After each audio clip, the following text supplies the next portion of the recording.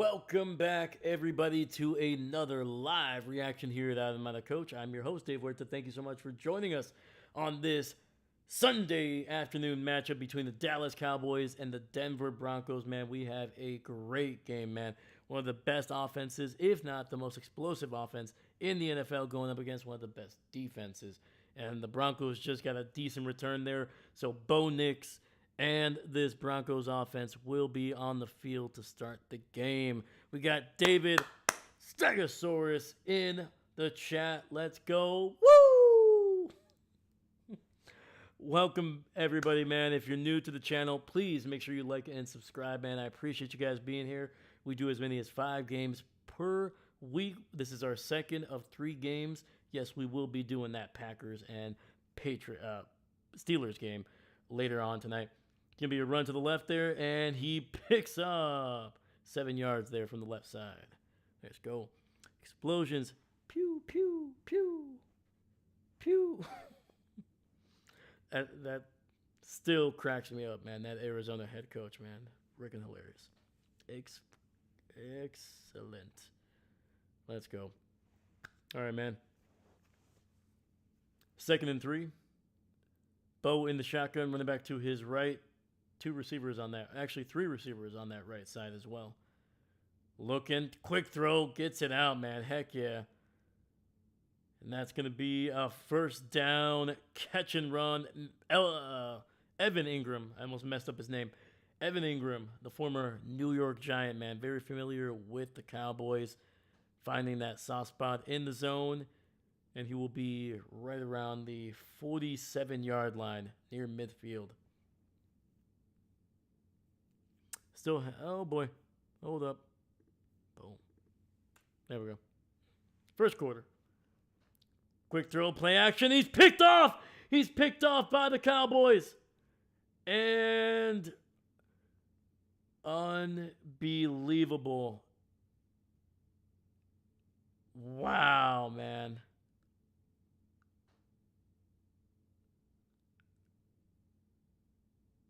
Is that Burgess? Interception on the first play. Sorry, the first drive of the game for the Broncos. 13:35, and Bo Nix throws a Bo pick. I predicted it. Bo picks. Perna, curse, wheel. Tell you, man, that curse wheel should be considered a weapon of mass destruction, man. It is unbelievable. I don't know how or where Perna got that, but it is a absolute crime. Cursing his own team too. Unbelievable. He should know better, man. That's hilarious though. Oh man, Bo picks. Bo picks.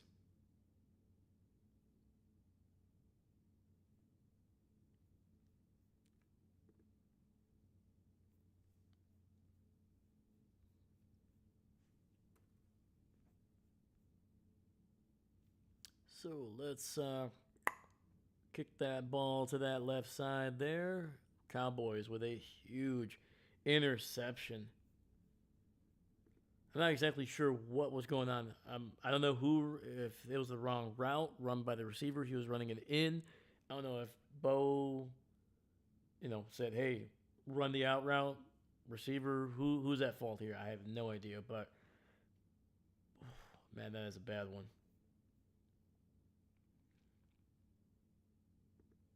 And that is the rookie Triquiz Bridges. Hopefully I did not butcher that name, but yeah. He was a 7th round draft pick out of Florida, man.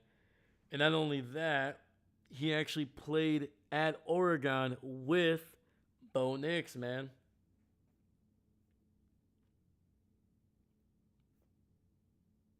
Actually, hold on. Let me see here. Let me double check, though. Did Bo Nix, how long did he play for? Oh, yes, he did. Yep.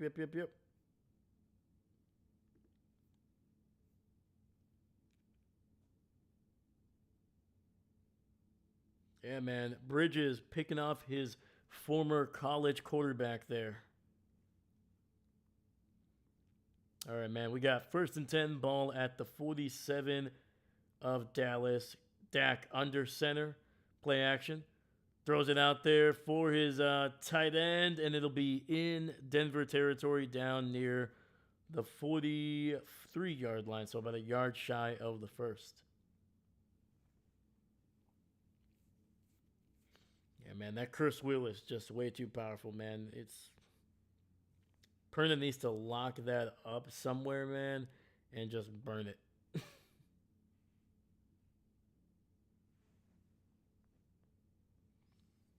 All right, Dak under center, single back in the backfield. Williams, the former Denver Bronco, picks up the first, gain of 3 down to the 41.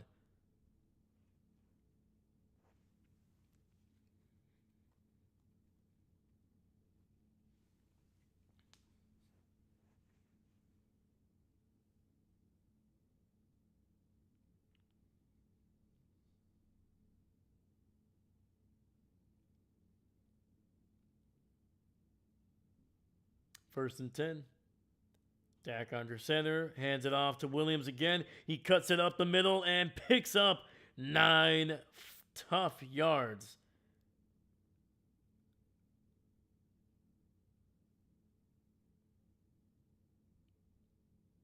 Once again, Williams going up against his former team, man. He's already had a great season. He's been one of the best running backs in the NFL, and there's a little added motivation in this game.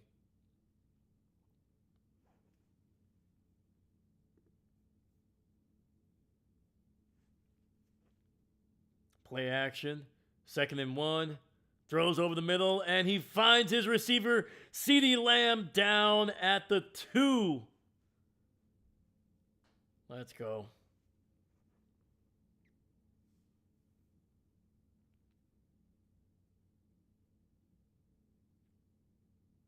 And that is CeeDee working on Riley Dixon. Corner out of Iowa. Ball at the 3. Hand off to Williams, and he will be stopped at the 1. Gain of 2.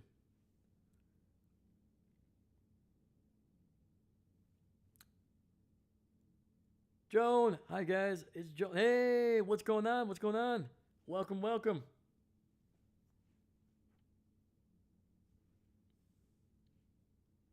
How have you been? How was your week? All right. Dallas quickly get into the line.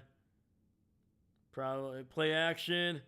Nope. And incomplete.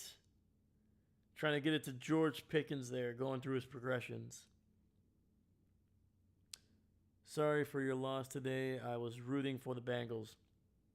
Yeah, that was a tough one. It was a tough one. But it is encouraging that the Bengals can score 38 points, though. That's not something I think many of us were expecting even just like 2 or 3 weeks ago.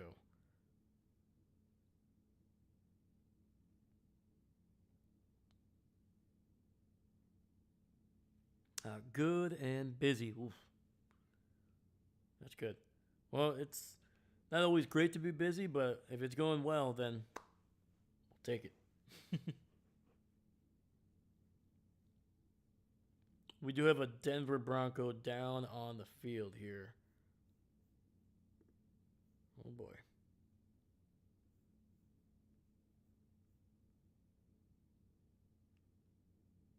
Ooh, landed right on that leg, dude. And that is the reigning defensive player of the year right now, Patrick Surtain. Slow to get up. We'll see if he's able to walk off the field.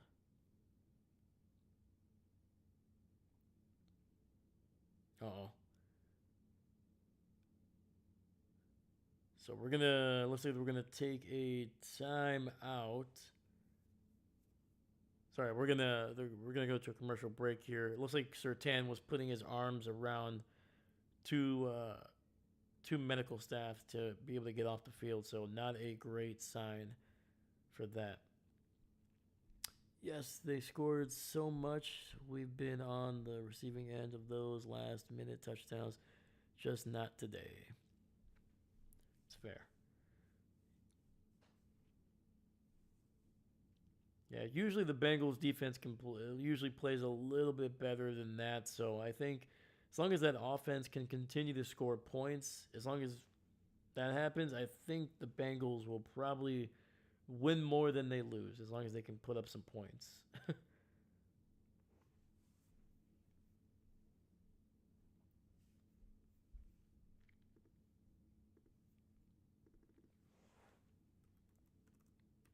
Let me see what's going on with Patrick Surtain here. Let's check out.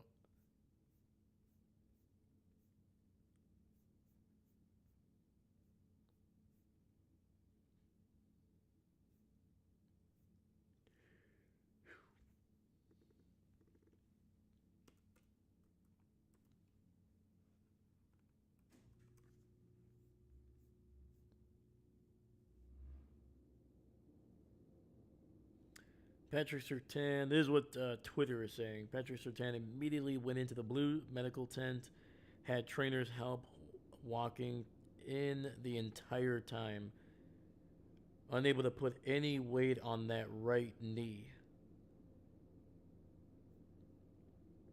That is no good.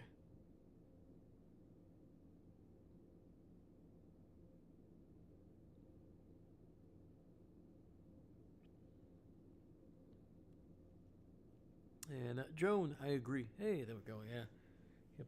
Yep.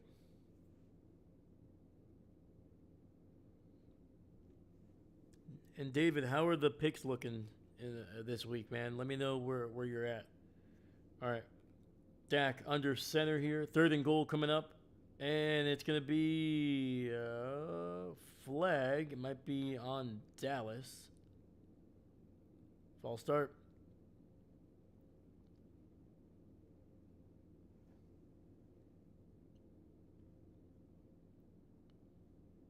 Also, these uniforms for the Denver Broncos, they need to make these their permanent home uniforms, man. These things are chef's kiss, man. Everything, down to the socks, to the orange, to the helmets, everything is perfect. All right, we got third and goal from the 6. Dak looking, throws it over the middle and trying to find CeeDee Lamb. And Riley Moss on the coverage, no flags. And it looks like Dallas is going to have to settle for a field goal.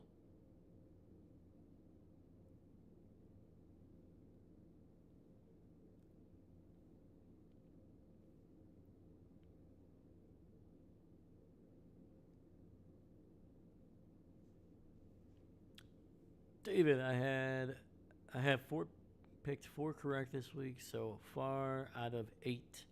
Okay. Hey man, 500, not too bad, not too bad. Kick is up and Dallas on the board first, able to cash in on the Bo pick. Just a field goal, but 3 points. They'll take it, man. We got 10:32 left in the first.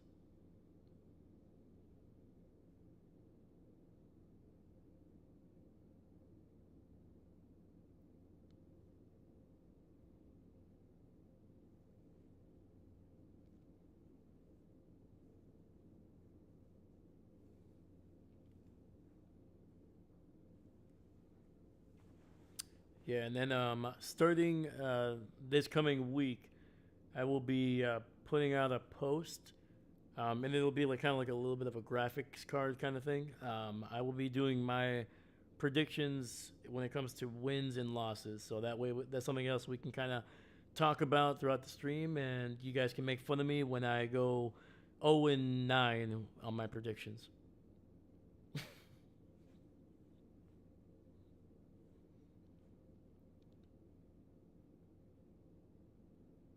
Except when I pick the Packers, because the Packers are never going to lose a game ever again. Yeah. That Browns game was the last win they will ever have in franchise history, so. Decent return there by the Broncos, getting it down near the 25. And no, I'm not delusional. You're delusional. All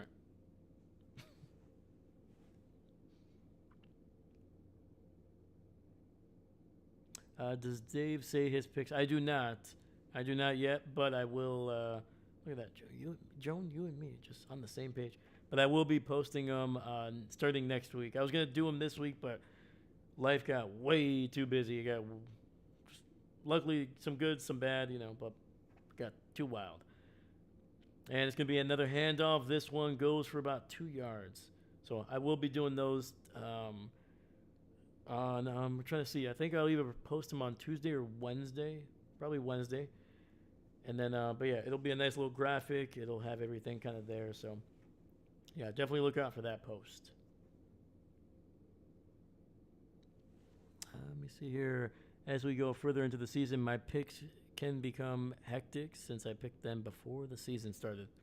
That is true.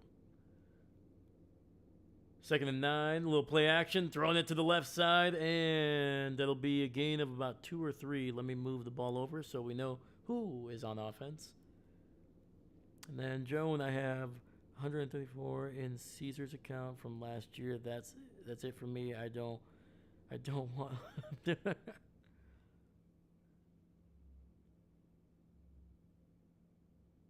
I don't what I'm doing. I don't post them on here. Oh no, you're all good. You're all good.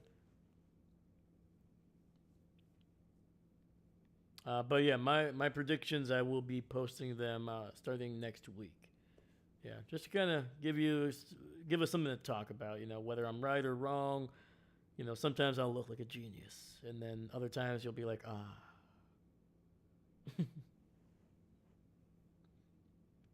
All right, there is a flag. There was a throw and offsides on Dallas. It was an incomplete pass, man, so that will give the Broncos a second opportunity here on 3rd down. Oh, yes, James Houston is literally lined. He is literally lined up right over the ball. That is wild. So it'll be 3rd and 2 now after the penalty on Dallas. Takes the snap.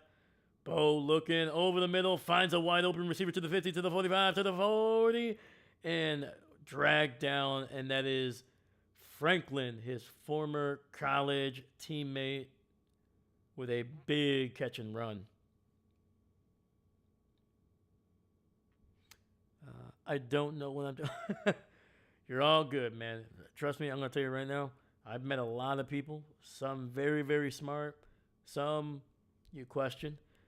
None of them. Nobody knows what they're doing. We're all just here trying to figure it out. Sometimes we know a little bit more than we do on certain things, other things, most things, no. Throw down the field and trying to find his college teammate in the end zone. That'll be incomplete. 2nd and 10.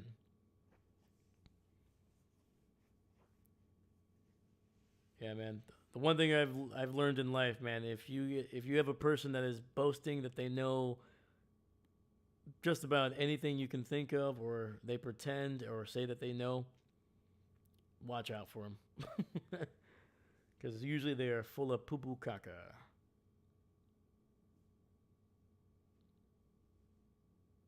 Toss to the left. Oh, great run. 1st down to the 30, 25. Breaks loose to the 10, 5. Touchdown. And that is R.J. Harvey taking it down the left sideline into the end zone. And the Broncos bouncing back after throwing a pick on the first drive. Let's go.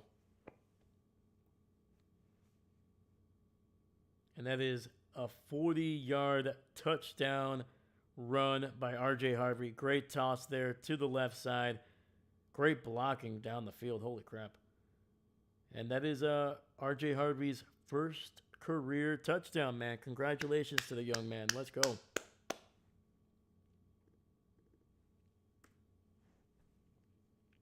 David, boo. Go home, Broncos. Not home.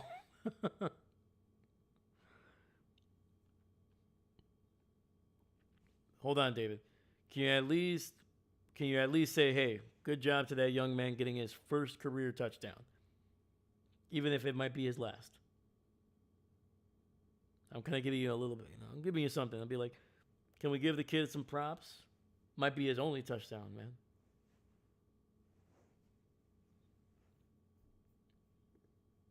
Now, it's always cool to see somebody score there first, man. It's a long road to get to the NFL, man.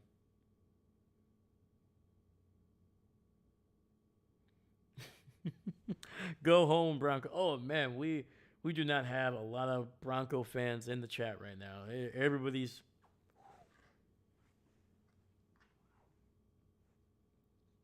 well, I'm rooting for the Broncos in this one because I need the Cowboys to lose to benefit the Packers.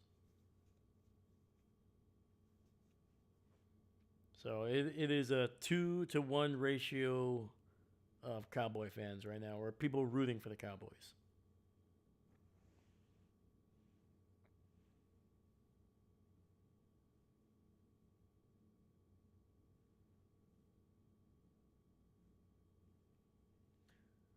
Low five for that guy. There we go. RJ, that's the best you're gonna get, man. That's the best you're gonna get.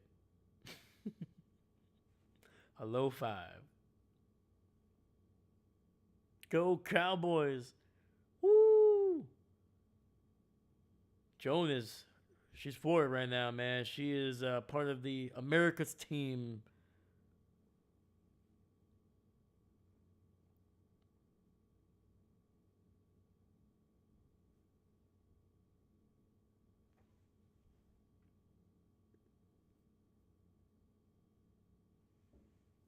So we are on a commercial break right now. We're not missing a thing. It looks like we're coming back actually pretty soon here. So I did see Patrick Surtain walking under his own power. Hopefully that's a good sign. Hopefully that means that he'll eventually come back. But yeah, it did not look good when they were helping him off the field. Yes.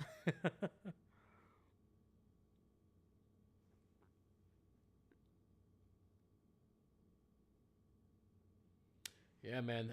Dallas had a chance to get a quick stop on that Broncos drive, man. But unfortunately, James Houston lining up in the neutral zone gave the Broncos a second chance on third down. And a couple plays later, man, they see Harvey just sprinting down the sidelines into the end zone. So a big mistake for the Dallas Cowboy defense, man, costing them some points there.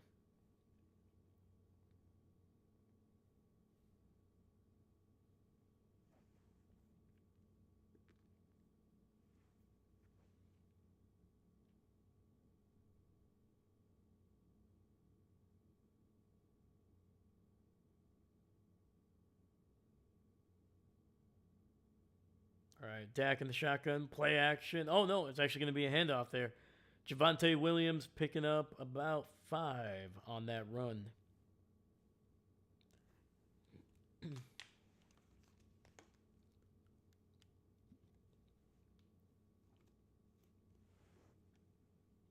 So good news, we do have Patrick Surtain back on the field, man. The reigning defensive player of the year. It was scary there for a second. I'm not going to lie. I was like, whoa, he cannot walk, but he's good now. He's good.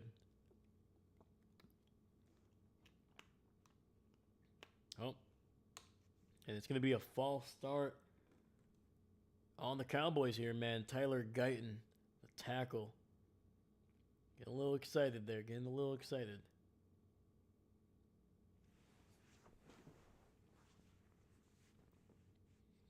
All right, we are midway through the first quarter here, just under 7:30 left on the old clock there. If Seastrom shows up, he will root for the Cowboys. Quick little bubble screen to the right side. CeeDee Lamb picks up about 5, actually maybe 6. Sorry, guys, I have the hiccups all of a sudden. Jeez. There we go. after getting pumped up with painkillers. Yep, got to get that good stuff.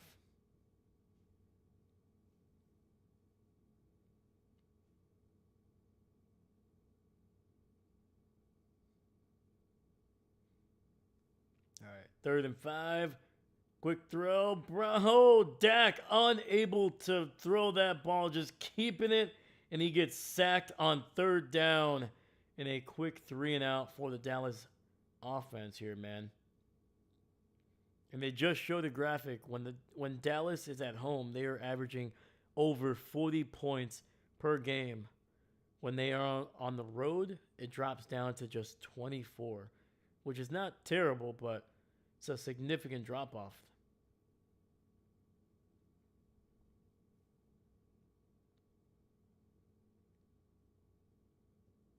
All right, Anger punting this one away on 4th and 18. It's a decent punt caught at the 26 and cuts it upfield, breaks the tackle, and he will be out of bounds near the 37. A great return there for the Broncos. Picks up about 11 or 12.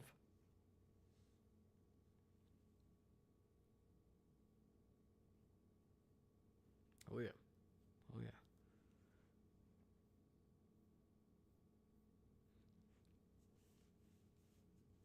What was it? I think it was, this was almost a decade ago.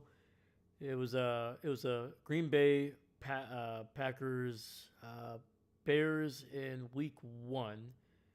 I can remember if it was Sunday night or Monday night. Uh, Rodgers got hurt early in the second half. Sorry, early in the first half, and he was out for probably like 1 or 2 drives. And it looked like the Bears were just gonna run away with it, man. It was like, oh, Rodgers, he was being carted off the field. Did not look good. Comes back in the second half, scores an insane amount of points for the Packers. They got a win late, and they interviewed Rodgers, and they're like, "So what?" It's like, "What happened? What was the injury?" And you could tell on the look, just by looking at his eyes, dude. Rodgers was just, whoo, he was high as a kite, and the words that come out of his mouth are, "My knee." That's all he got out for like 2 seconds, and yeah, man, they give these guys some wild stuff to be able to get back on the field. Yeah, so basically Rodgers was just flying high for that entire second half and still somehow beat the Bears, which is hilarious.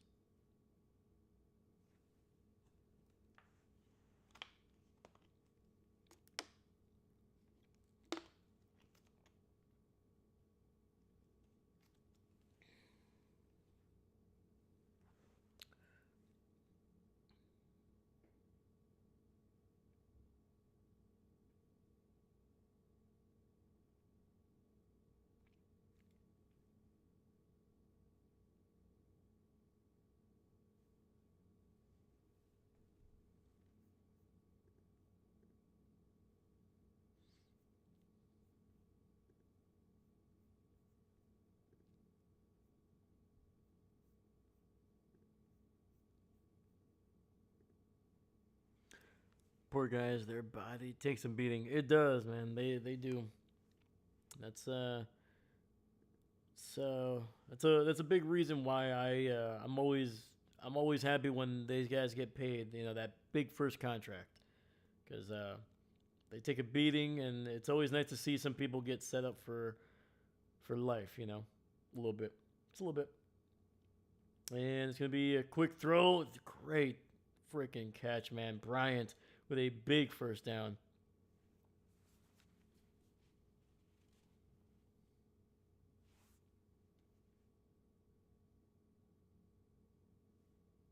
Yeah, but they get paid a crap ton.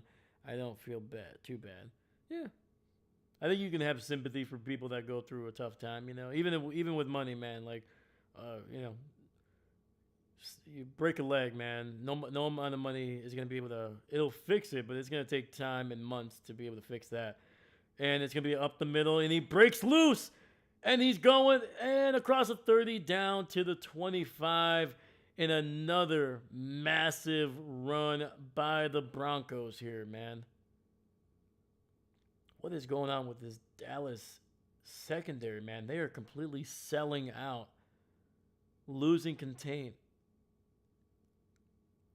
Yeah, just losing containment there. So, ball at the 25, 1st and 10. Bo in the shotgun, running back to his left. Oh, nice little quick throw to the outside. Has a blocker. Gets it out to Franklin, and he picks up 11 and a 1st down. Tennessee trailing Indianapolis 10-0. I understand why they get paid so much. Yep. Don't get me wrong. It's a lot. It's a lot. But yeah, the way I look at it, I know some people get annoyed, but I'm like, it's none of these guys' fault that other companies don't pay regular people decent wages. Unfortunately, like teachers should be getting paid a lot more. People in like services, like firefighters, they should be getting a lot more money, man. There's a lot of risk in what they do. Handoff up the middle here. Ball at the 15 after that 1st down, and it's going to get maybe a yard or two, but there is a flag in the backfield, so likely going to be, holding on the Broncos. That was a quick flag. Oh, there it is.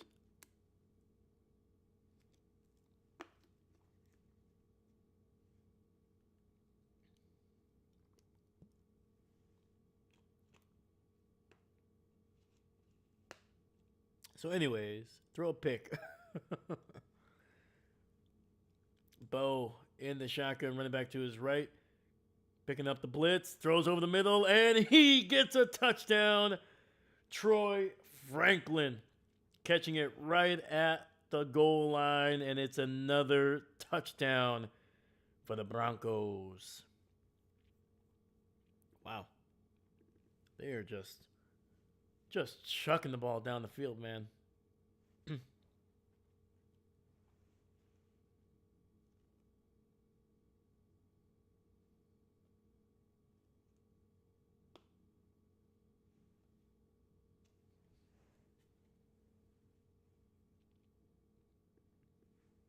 Extra point is good. Will Lutz, former Saint.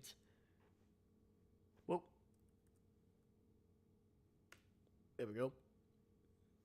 14-3, man. Broncos looking hot on offense. Uh-oh. Uh-oh, we got some ghosts in the chat, man. We got boo.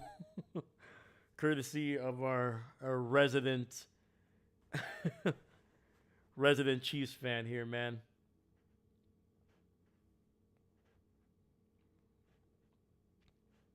So, I mean, he didn't throw a traditional interception, but he did throw.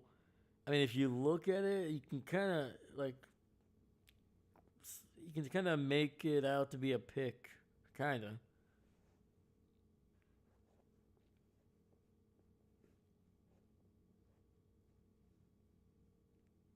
Hot like wasabi when I bust rhyme.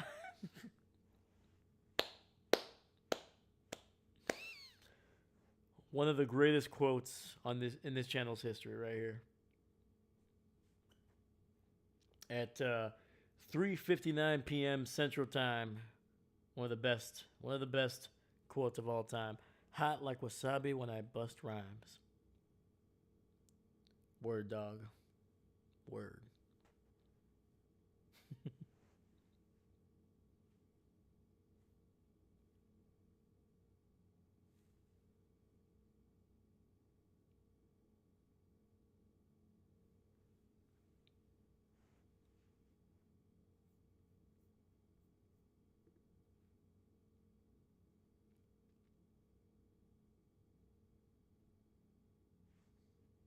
Holy cow, man. We got 5 people watching. Let's go. Appreciate you guys. Appreciate you.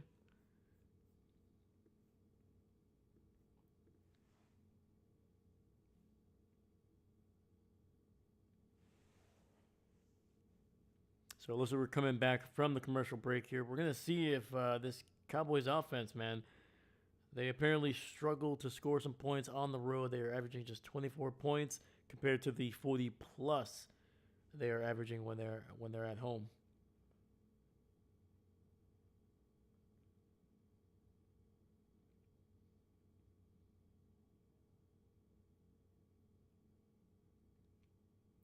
And the interesting thing is, man, they have looks like Dallas is really just trying to take advantage of the secondary for some reason. I mean, you have one of the top running backs this season in Williams. Hand them the ball, man. Come on. All right, caught at around the 1. Return to the 15, to the 20. It's got a lane to the 30 and down near the 34.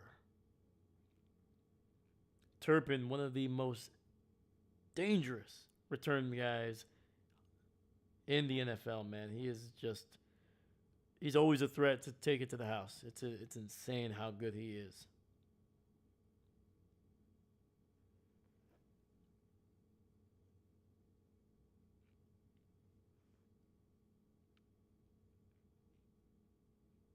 All right, Dak under center, fullback, running back in the backfield. Throwing it down the field, gets it to Williams underneath the coverage, and he'll pick up about 7 or 8 yards. And let's switch over the possession here. Wham.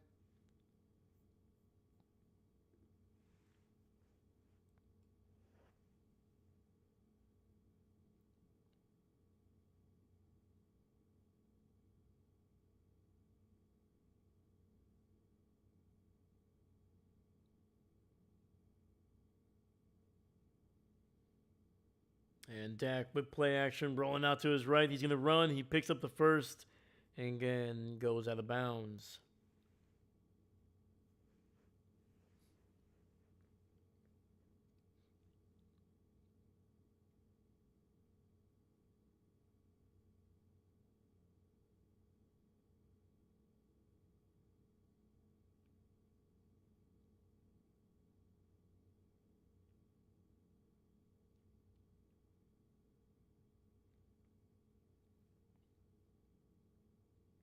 All right, 1st and 10, ball at the 47.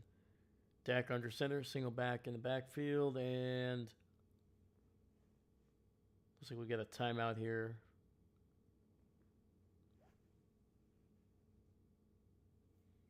All right, Denver using their first timeout of the game.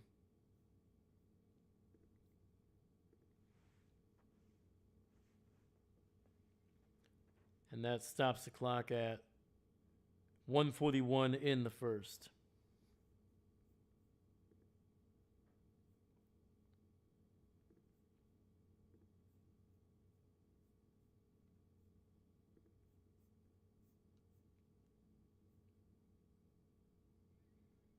Yeah, Javonte, let me see here. His career high in a single season was his rookie year with 900 yards. So far, coming into this game, he has close to 600. Quick throw to Pickens on the left side, and that'll be about a yard or 2 shy of the first.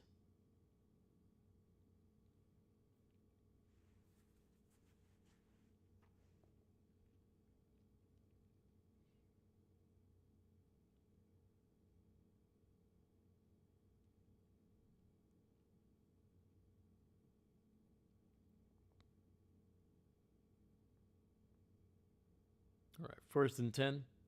2 receivers to the left. Dak under center. Hands it off to Williams, and he will fall forward for a gain of 2, and that's a 1st down.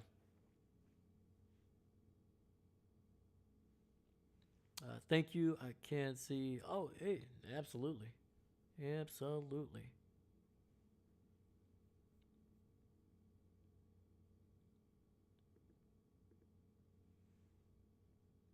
Oh, thank you for being here, Joan. I appreciate you. All right, we got Dak under center, running back to his left. Three receivers on that right side. He's rolling to that right side, and he finds Turpin for about 2 or 3 yards there towards the sideline. Oh, they're saying no, he did not get a foot in bounds. Couldn't get that second one down. So incomplete, 2nd and 10. Seastraw! Well, this is certainly a way to start a game. Ghosts, scary. Yes, they are, man. But yeah, no, this is it's been a weird one for the Cowboys for sure. It's weird because when they Javonte Williams, second leading rusher in the NFL, and you're not really giving him chances to run. And pressure up the middle. Dak has to get this one away, and it'll be incomplete. Trying to get it to the backup tight end, Schoonemaker. Yeah, that was a delayed blitz, man. Up the middle. Woo.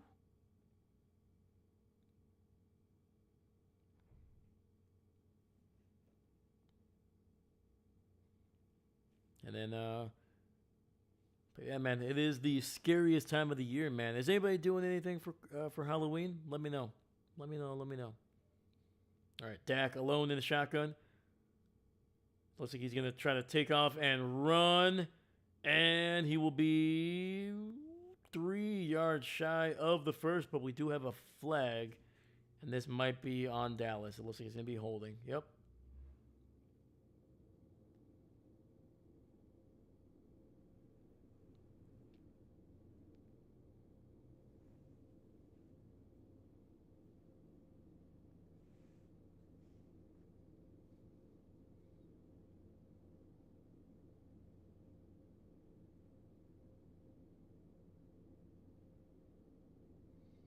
So Seastrom, what do you think, man? Are you glad that Dallas is, trying to throw the ball down the field with their massive receivers that they have, or do you want them to be, hey, slow things down, let's run the ball? What do you want them to do? Let me know. All right, man. That's going to be the end of the first here. Dallas trailing the Broncos 3-14, man. Yeah, man. Dallas is just when they've run the ball, they've ran it relatively well. And they've passed the ball okay, but it's just not as consistent. So yeah, the Broncos at home at Mile High, they're looking good right now.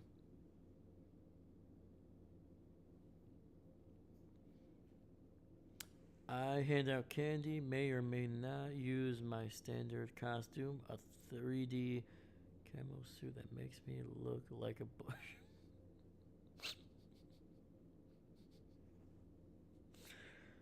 Oh man, that's funny.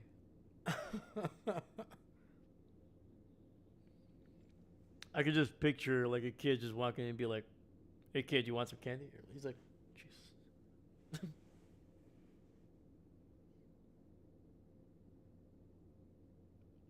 Honestly, not sure. That's fair, man. That's fair.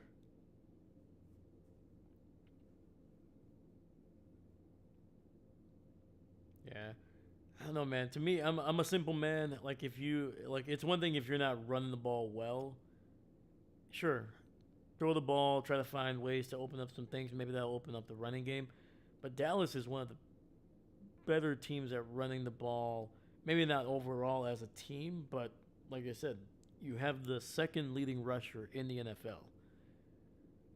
It's like you gotta give him a chance. Plus, it's going up against his old former team too. You know he's gonna be motivated.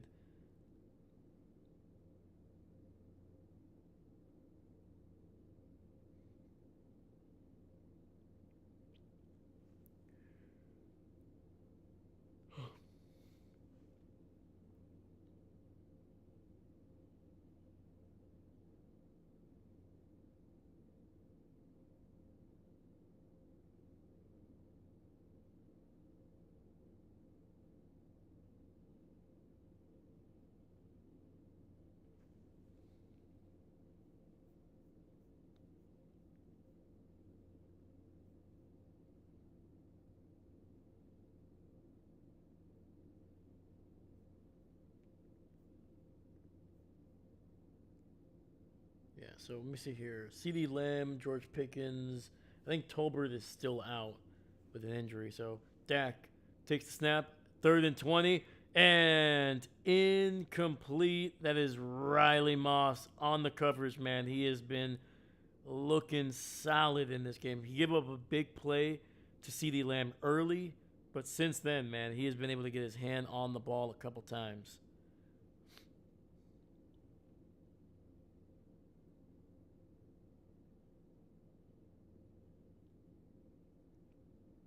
Yeah, man. The Iowa product is looking pretty good today.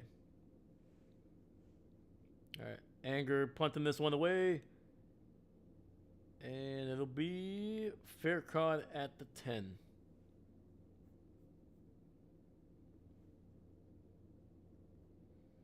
So this has been what looked like a day of blowout wins early in these games, man, and it got very close very quickly towards the end there for some of these games. So yeah, like the Dolphins blew out the Falcons. Ravens won by 14, and then we thought the Bengals were just going to run away with it, but then the Jets coming back, winning 39-38 to get their first victory of the season, and they improved to 1-7. All right, Bo under center, fullback, running back in the backfield, hand off, and I believe that is J.K. Dobbins trying to pick his way for about a yard.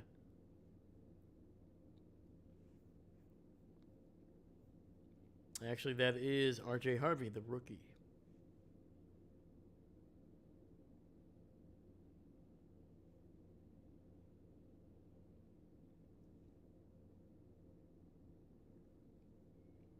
Titans touchdown, 7-10. Colts leading by just 3.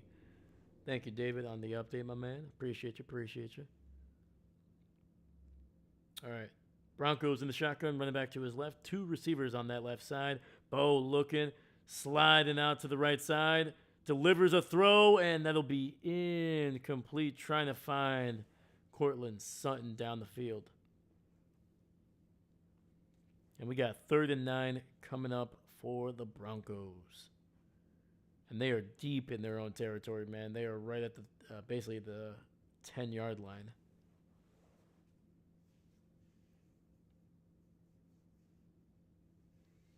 Yeah, Matt Eberflus's defense ranked 30th against the run, 32nd against the pass, and 32nd overall. They are the worst defense in the NFL. Throw it to the right side, and he finds Franklin. And right now they are saying no catch on that one.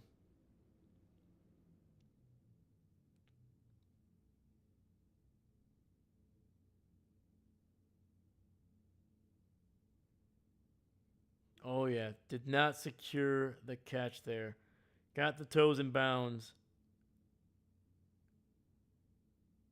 And that was actually the defender who shoved his arms. He was able to actually cause the incomplete pass. Heck of a job.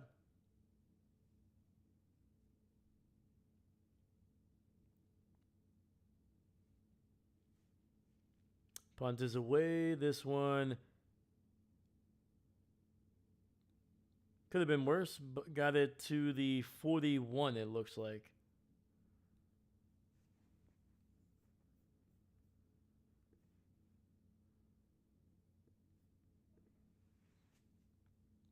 So the great punt by Anger, setting up this Dallas offense with great field position, man. The Dallas defense did a great job holding up in coverage, making a play on the ball there on 3rd and long. And now the Cowboys offense with a short field here. TD Indianapolis, if you didn't see. Oh, let's check it out. Holy cow. Yep. Got it. Boom. Who did he throw it to? Michael Pittman? All right. Start throwing it to Tyler Warren. Come on. Yeah, Daniel Jones so far starting that game against Tennessee, 12 of 14, 131 yards, one touchdown, no interceptions. Jonathan Taylor, 7 carries, 64 yards, and a touchdown. He is averaging over 9 yards per touch. Michael Pittman, 5 catches, 53 yards, including that touchdown. And Tyler Warren, 2 catches, 35 yards for the rookie tight end.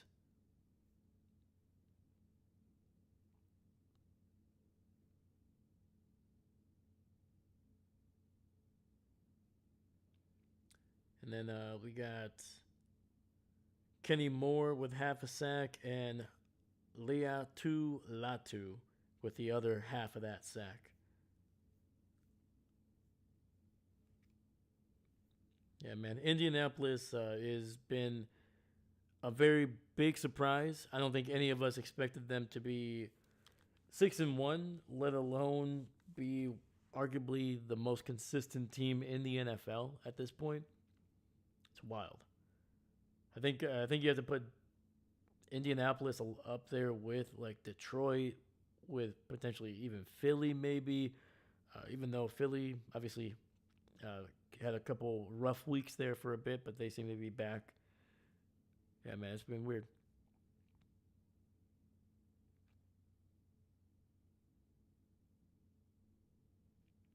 Joan, this is what you need to know to bet. There we go. 1st and 10. We got Dak under center here. 2 receivers to the left. Single back in the backfield. Hands it off to the left, and we'll pick up about 3 yards there, but we do have a flag that came pretty early on that play. It's actually going to be on Denver there.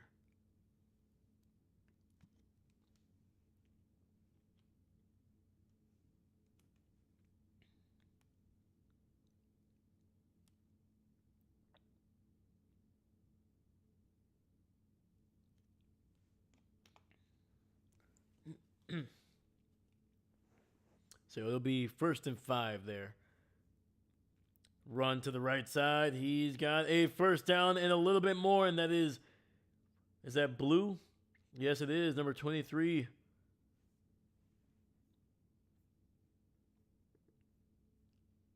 And that is Jadon Blue, the rookie, man, hurdling a defender, picking up a first down, and getting it into Denver territory. Ball at the 41. Throw to the right side. George Pickens picking up about 7 yards along the right sideline. And it'll be 2nd and 3 coming up for Dallas.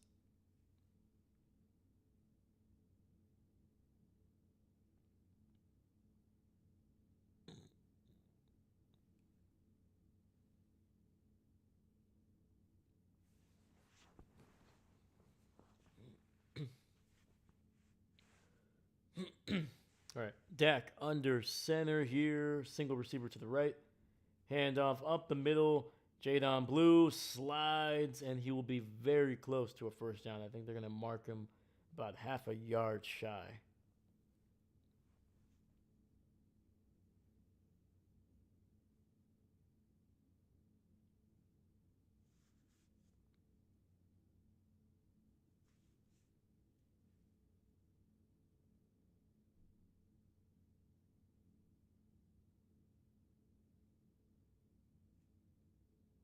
All right, Dak under center, hands it off to the fullback, and that'll pick up the first down across the 30.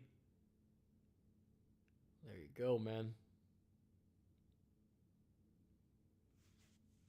Yeah, this has been a good drive for Dallas, man, and they've been putting it on the ground.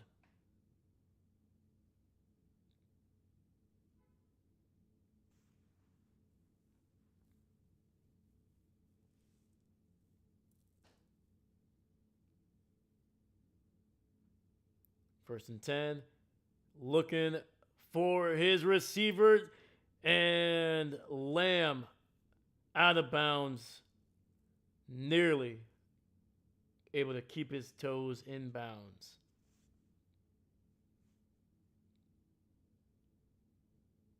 Got 1, And there was that second one, man.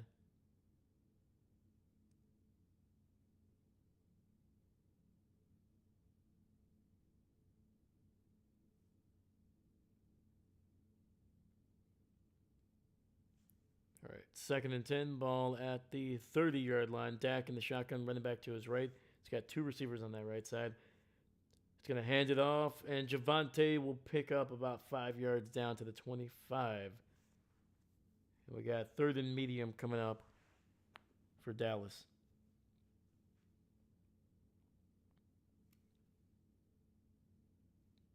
I don't do betting. My football picks are in a system I created myself. Participate. If we did a free fantasy league with Dave, I would be open to participating. Heck yeah, man.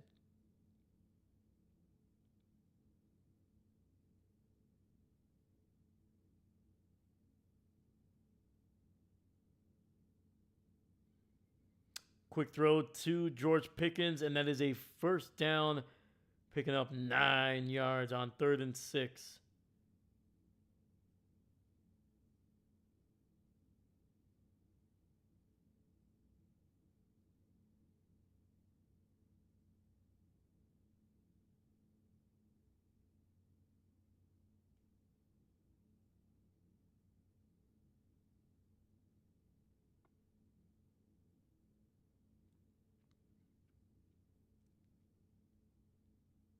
And we got 1st and 10 here. And it'll be a run to the right. And Blue picking up some decent yardage there, man. Picking up 6 or 7 yards. Holy cow.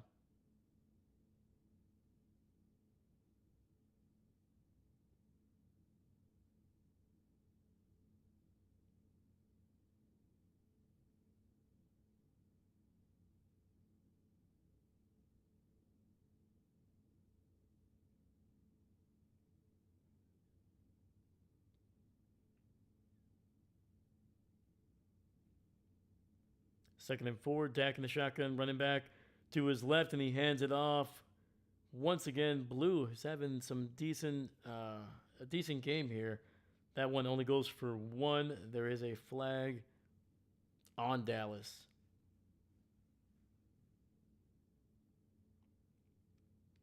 That was an illegal formation.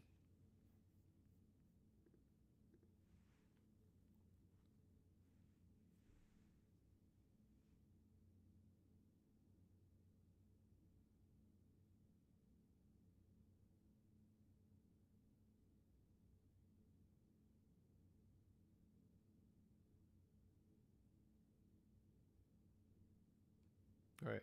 Dak in the shotgun, running back to his right. He's got 3 receivers on that left side. Looking. Throws it underneath. And it's a potential touchdown. But they're going to mark him off right at the 1. Inside the 1. Schoonemaker trying to get that first touchdown of the season for him. See here. Oh, he clipped himself. Yeah, that left foot got caught behind his other one. That tripped him up. And he got taken down right inside the 1-yard line. All right, but it will be a 1st-and-goal for the Cowboys inside the 1.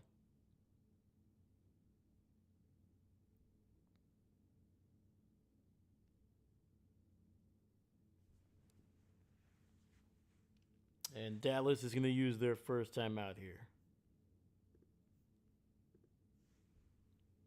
Do a spin move. I know, man. We got a couple of spin moves in the first game. So far, nothing. No pick sixes, no spin moves. I don't know, man. I don't know. These teams are struggling.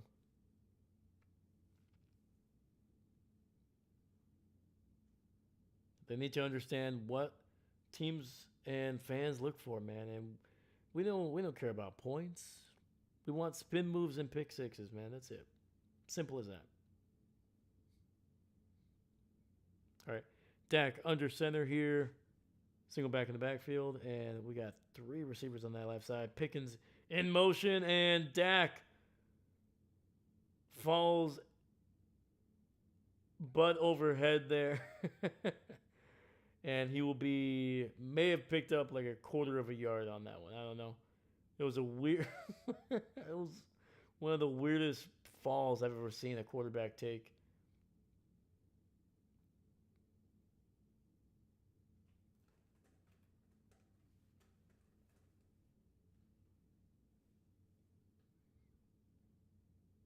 All right, Dak under center here, single back in the backfield, receiver in motion, hand it off to Williams, and he gets into the end zone. The Cowboys getting their first touchdown of the day, and it is the former Denver Bronco Javonte Williams scoring a touchdown here in Mile High.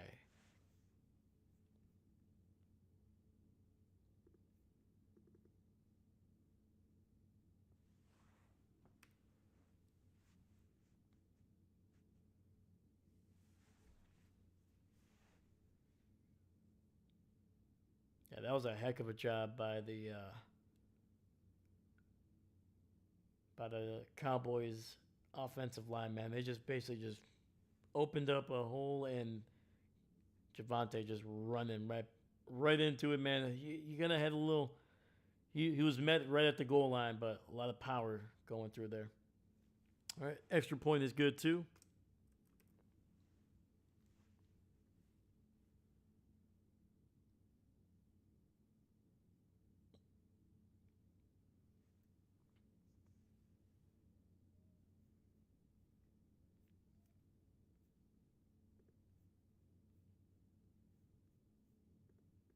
Let's see here.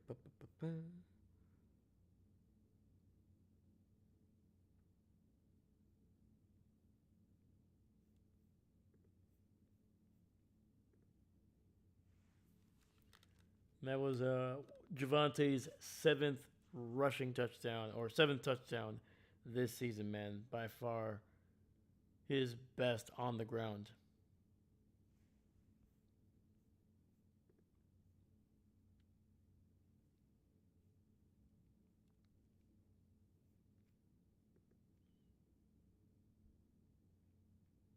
Yeah, that was a good drive by Dallas, man. They were able to commit to the running game, and even with their backup, man, with Jadon Blue. And then once they got inside the 10, inside the 5, then they turned to Javante Williams, and he was able to bang it in.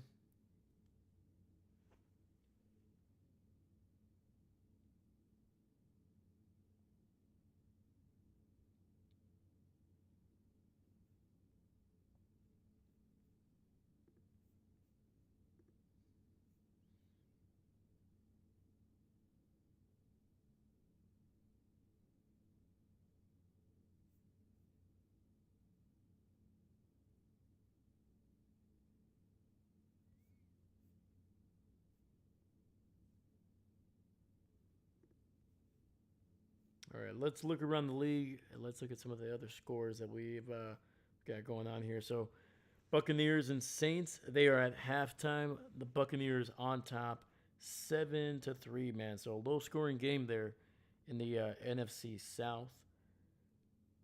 And then for the AFC South, we have a 17-7 Colts lead here with about 5 minutes left in the first half.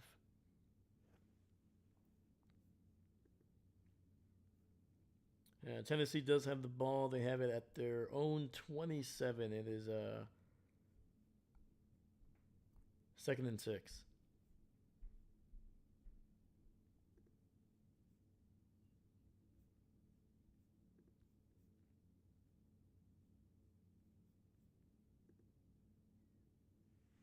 Yeah, so outside of the Colts, man, though, it's only one scores for almost everybody.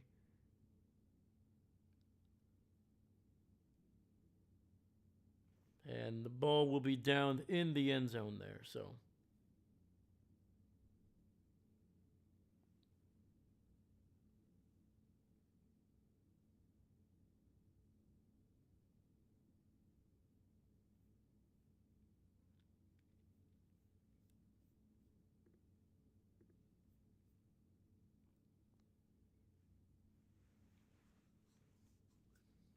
all right, we got first and 10 coming up for the Broncos. Bo Nix under center. He's got a single receiver on that right side, single back in the backfield. Handoff. Great run there, picking up 8 on the first down run. Yeah, we haven't seen a whole lot of J.K. Dobbins in this game. R.J. Harvey has that 40-yard touchdown. And then, yeah, J.K. just kind of a little bit of a slow start for him in this game. He's usually the running back 1 for this offense. David, throw a pick, Bo.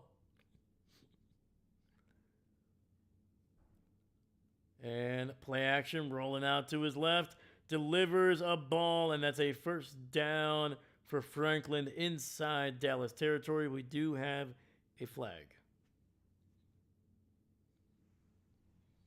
And it's going to be on Dallas for holding, so that'll be declined, and it's a result of the play is a first down.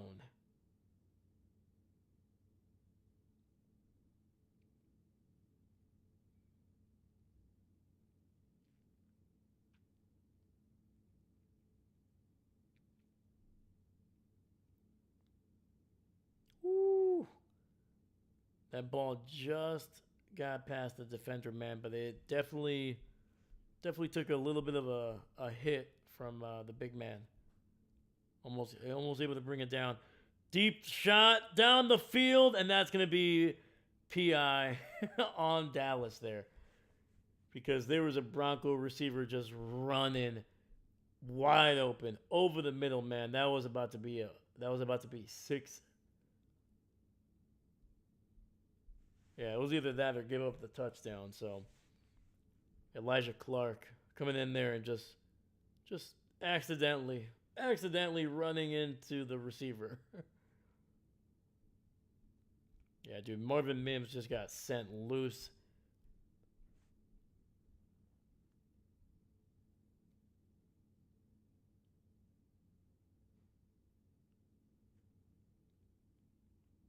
Dallas already 6 penalties in this game.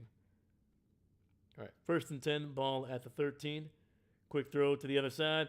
And Ingram with a first down, catch and run, getting it down to the 1.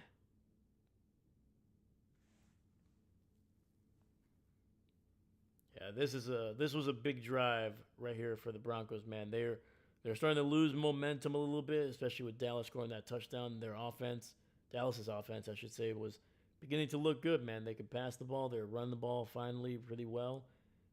And the Broncos, man, responding very well. That wasn't PI. That was him giving a brotherly shove, which the NFL allows. Beautiful. Absolutely beautiful, man. Brotherly shove, the double entendre.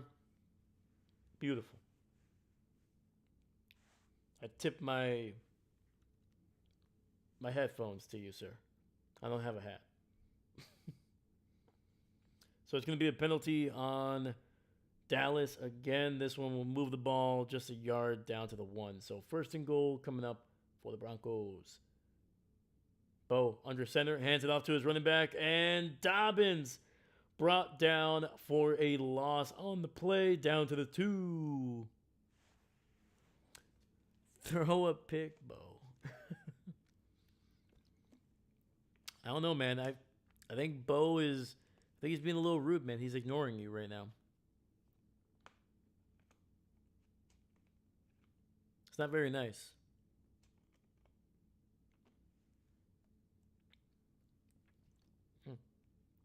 They just showed Dak Prescott on the sidelines licking his hands for some reason. I don't like that. Another handoff up the middle. This one is going to be stopped up right at the 1, I believe, unless they keep it going. So officially going to be marked down at the half-yard line.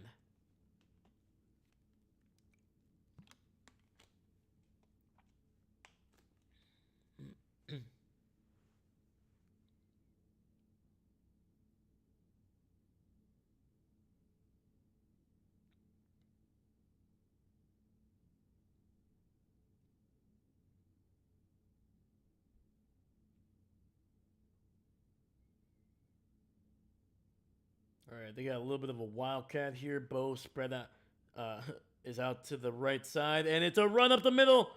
Direct snap to the running back, and that is a touchdown for R.J. Harvey, his second one of the day and his second one of his career, man. Let's freaking go.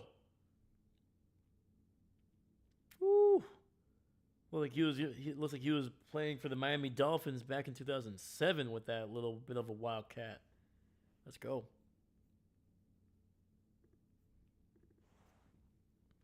We do have a flag though. I think it came after the play.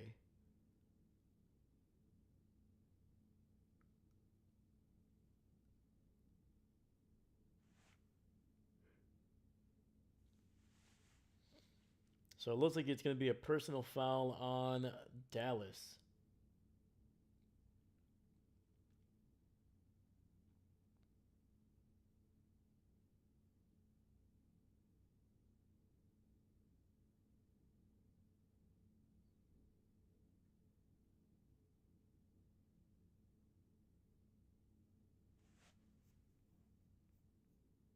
That was Sam Williams getting a little bit emotional, slapping an offensive lineman in the face.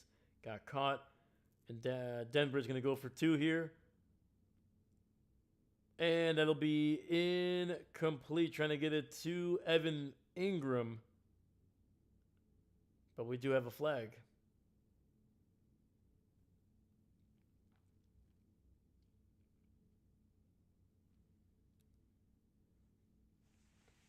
It's going to be on Denver there. Ineligible man downfield.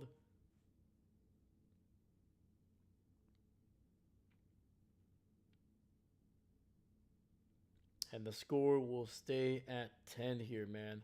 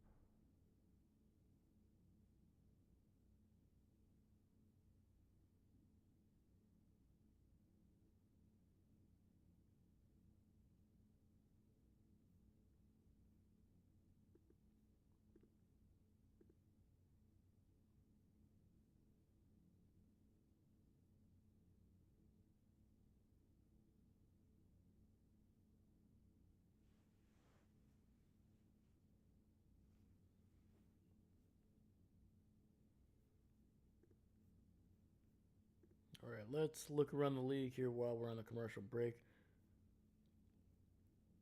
So Buccaneers and Saints, that fourth quarter has only been going for about the second half has only been going for about 3 minutes here, so it is still 7-3. Buccaneers on top. They do have the ball at New Orleans 22. Dave, unrelated to anything you're talking about. Last night when I let my dog out to pee at midnight, an owl was perched in my backyard on a limb and didn't fly away. Huh. Interesting. Mr. Higgins isn't feeling it today. Hitting the balls is his toy. And dude, I love the pet stories, man. That's all. Owl. I love owls. There we go.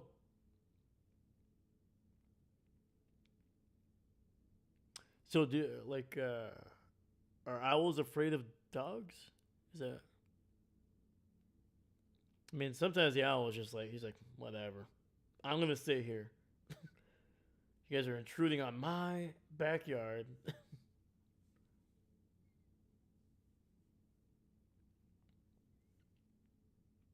Yeah, dude. I like all I like I was about to say I like turtles. Um, No, owls are really cool, man, but they're terrifying, man. When especially when they screech. Oh. Did they screech? Right, they screech, right? Yeah, they're a bird. They probably screech. But how big? What kind of owl was it? Do you know, or how big was it? Oh, look at the horse. He's like, hey, we're gonna. He's like, I know we're gonna do our thing at halftime, but you got apples, right? You got apples. That's why I'm doing this for the apples. He's like, because if all you have is Granny Smith, I'm not doing this at halftime. All right, Dak in the shotgun, running back to his right. Three receivers on that left side. Dak gonna take off and run. He's to the 25 and slides about a yard shy of the first. It was less than 20 feet away and not more than 8. Oh, okay. That was a pretty. So that was pretty close. Interesting. They are predators. Yeah, that was the other thing too. Like, how big is your dog? Because I would have been worried that he was gonna swoop down and just try to take him. I'd be like, All right, 2nd and 1. Dak under center here. Hands it off to Javante, and he is going to be brought down for a loss. Actually, I shouldn't say brought down. He never went down. He just didn't give up on the play. But I think it will result in a loss of 1.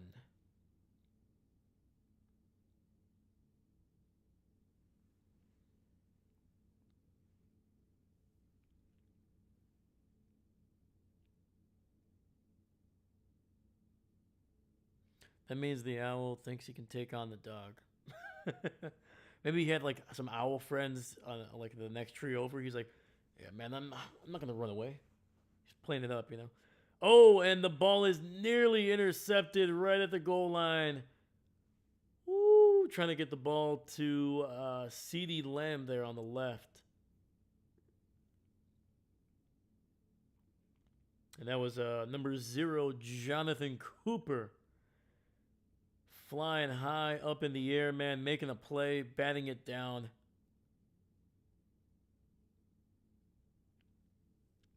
Actually, no, sorry, that was not CeeDee Lamb. That was actually Turpin with a quick little out route there on the left side.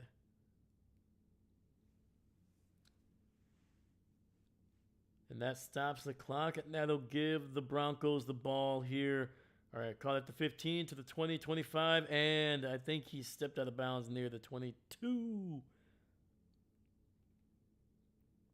Marvin Mims with a decent return there, getting about 7 or 8 yards on that return. But Denver will get the ball. They have 2 timeouts plus the 2-minute warning that is coming up.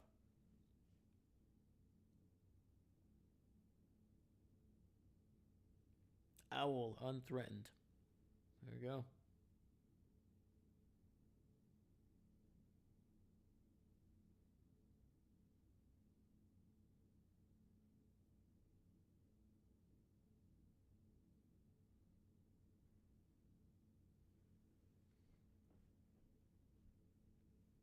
.214 left in the half. Bo looking, sets up a screen, and we'll get it out to his running back who makes a nice little spin move. J.K. Dobbins run out of bounds after a gain of about 3, maybe 4. My dog is 25 pounds, Cocker Spaniel mix. Oh, okay, gotcha. I think the owl was facing away from me, probably a barred owl, short-eared, but can't be sure. Didn't have distinctive ears. Oh, there you go. Oh yeah, at 25 pounds, yeah, I think your dog would be safe from being picked up and flown away for sure. Still,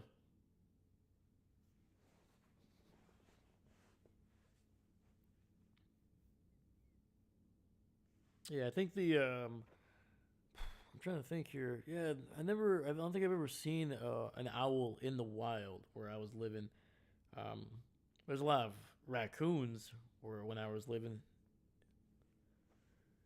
A lot of raccoons all the time, man. Unbelievable. All the freaking time.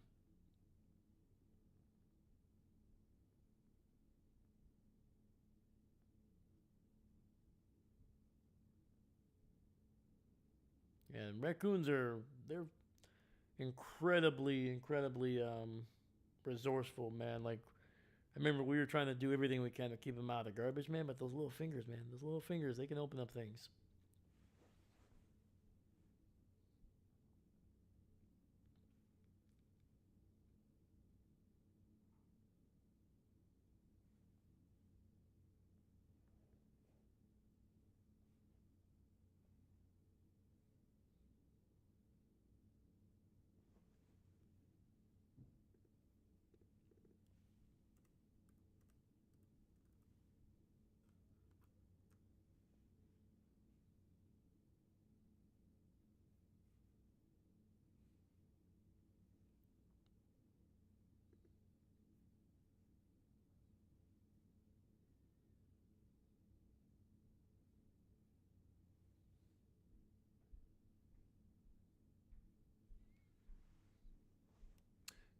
We get raccoons, possums, rarely foxes or coyotes in our suburban neighborhood.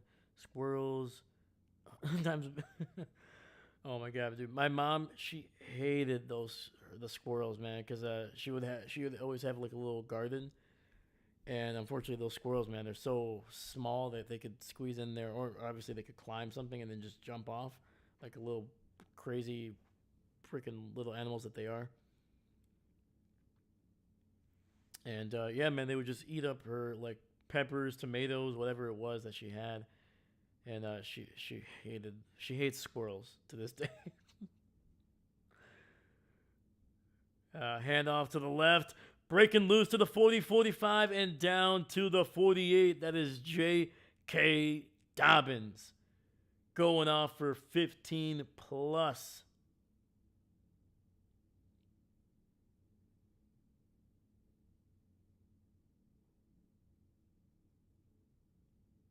Heck of a run, man. All right, clock is just under 1:30. Throw to the left side, gets a first down, and down to the 42, man. Cortland Sutton picking up his first catch of the day, man. Yeah, Sutton, who has been a basically been the number one receiver for this offense, man. It's been a slow day for him as well. All right, Bo in the shotgun, running back to his left. He's got three receivers on that right side. Throws it underneath to J.K. Dobbins, and he will make some yardage after the catch and goes out of bounds.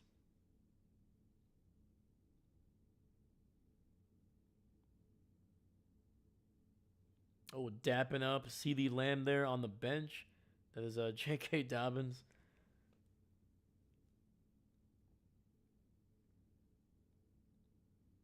He's like, hey, man, I appreciate you, man. Let's switch jerseys at the end of this game. Broncos, yes. Broncos have the ball. Yep. Broncos, Bo Nix in the shotgun, running back to his left. Two receivers stacked up on that left side. Throws to the right, and he finds his tight end, Evan Williams. Might have been, and they're going to give him the first down.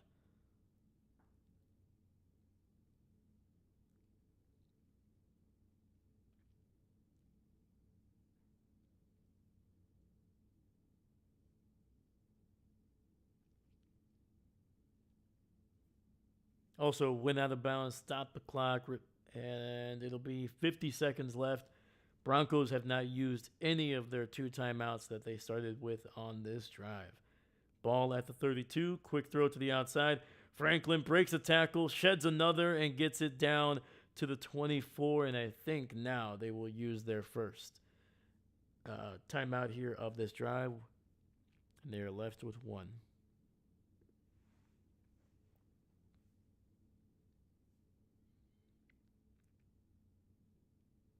And Sean Payton's old team giving up a touchdown to the Buccaneers, and now they are up 14-3 over the New Orleans Saints.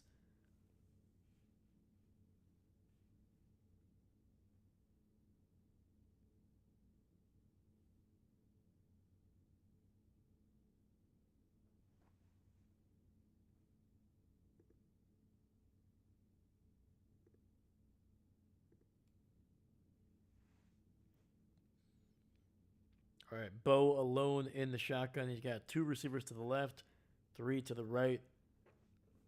It is 2nd and 2. Dallas playing deep, deep coverage, not trying to give up anything. Throw to the left, and it's caught. Touchdown! Unbelievable. An incredible throw, an incredible catch. There is a flag, though. We'll see who it's on because that was a beautiful, beautiful penalty. It's on Dallas. Decline the penalty. Wow.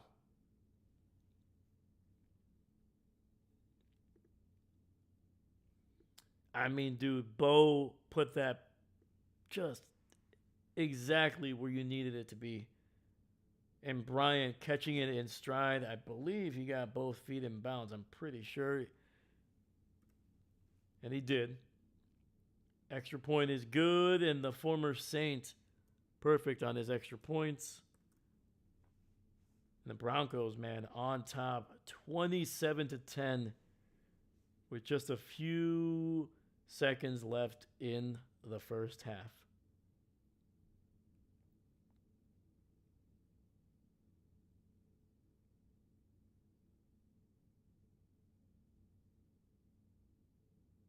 Dude, that is like that has to be a perfect throw because Bridges.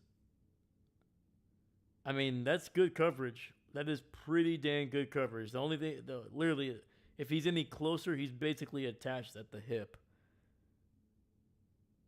That is not bad coverage. That is just a great throw. Great job being able to stack the corner by Bryant. And then just great hands, man. Catching it over his shoulder in stride. Yeah, man, that takes some strong hands to be able to hold on to that one. Let's go. Boo. The ghosts are back. The ghosts are back. Stay in the locker room for the second half, Broncos.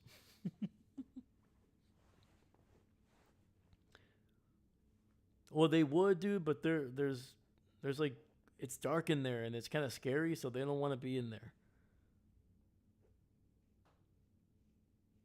It's like your basement, man. You know, like, do you really want to be down there? No, but you have to kind of be down there. It's like, you only want to be down there as long as you have to be.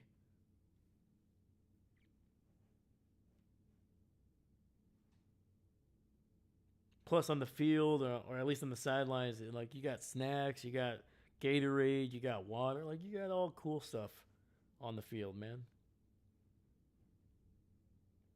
All right, 1st and 10. Dallas with the ball here. Let me switch it over. Dak under pressure. He's going to run, and he slides after a gain of about 6. 2nd down coming up for the Cowboys. We got 31 seconds left, and I think Dallas is going to use a timeout here. There we go. Just making sure that it actually took it. And they are down to 1. They do have Brandon Aubrey, one of the best kickers in the NFL. This guy could basically kick it from anywhere. And I mean anywhere, probably around the 50. Let's see if they can give him an opportunity to break the NFL record here with, it would have to be a 67-yarder.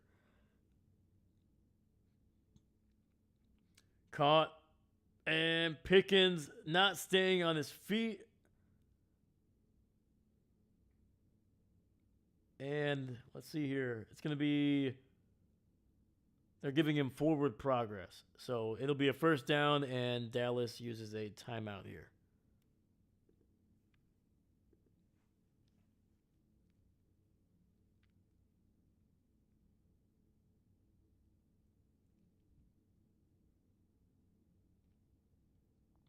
I think I said not staying on his feet. I meant staying on his feet.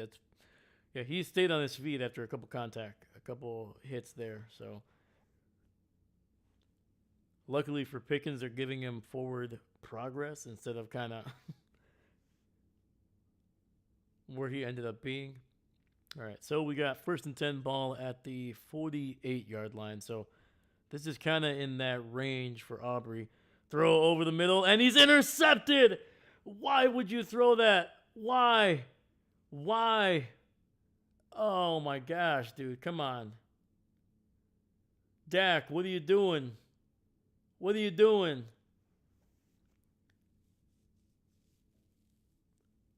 I mean, there's three Broncos there, man. One underneath, two over the top. What are you doing?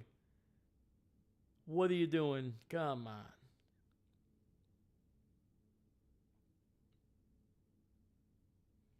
Trying to force the ball to Jake Ferguson, who, once again, is also having another slow day for one of the best players at his position. Ah, come on, Dak. Didn't even give us a chance to see what Aubrey could have done with that freaking in that range. That would have been a 70-yard field goal attempt. That would have been worth it. Would have been worth it. Bo takes a knee, and we are headed to halftime. Panicked? Yeah. Okay, well, point. We'll point and laugh at Dak. Ha ha. Unbelievable. Come on, Prescott.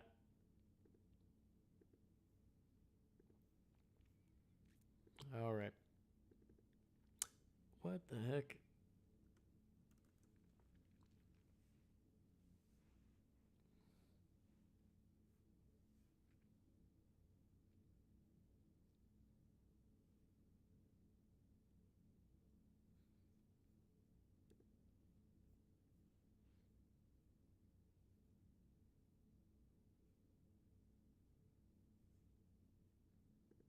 All right, so let's look at some of the other games that are going on here.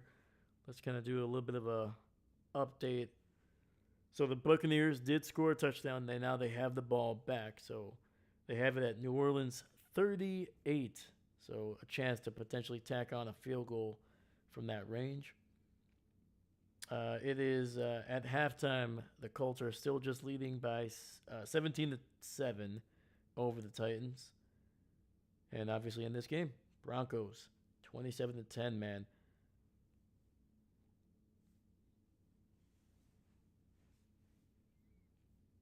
Absolutely wild.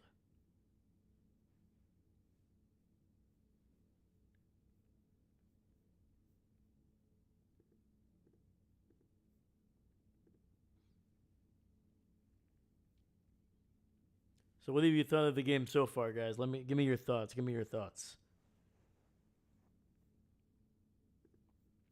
So while you guys do that, let's look at some of the halftime stats here. So Dak, 9 of 17, 97 yards, 0 touchdowns, 1 interception. Javonte Williams, 8 for 25, averaging just 3 yards per carry. Jadon Blue, 3 for 21, the backup there, man, averaging 7 yards per carry. Javonte does have the touchdown there. CeeDee Lamb, 2 for 35. George Pickens, 4 for 31. And Jake Ferguson held without a catch in that first half, man. I'm pretty sure he's leading tight ends in just about every category that you can think of so far. So that is a wild, wild stat there for one of the best tight ends in the NFL.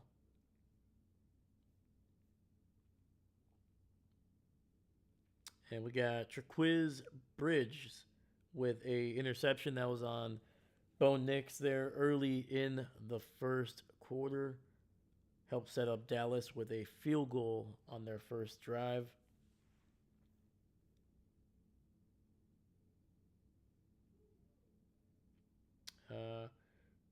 Bridges also ended up giving up the touchdown just before the half there to make it 27-10. So a little bit of an up and down game for the young rookie. And then Bo Nix, man, 13 of 17, 169 yards, 2 touchdowns, 1 interception. He's looked good ever since that pick, man. He's been efficient.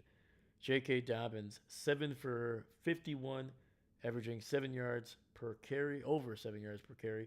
And R.J. Harvey, only 3 carries, but he's made 43 yards and 2 touchdowns out of those carries, man. He has been pretty efficient with his carries. Franklin, 5 for 82 and a touchdown. Pat Bryant, 2 for 40 and a touchdown.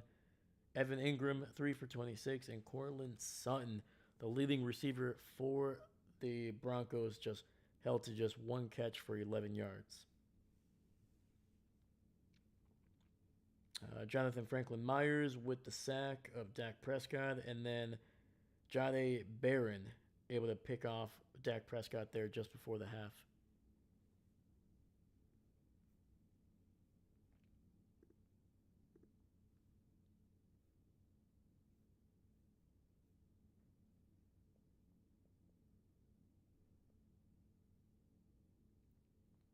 All right, man.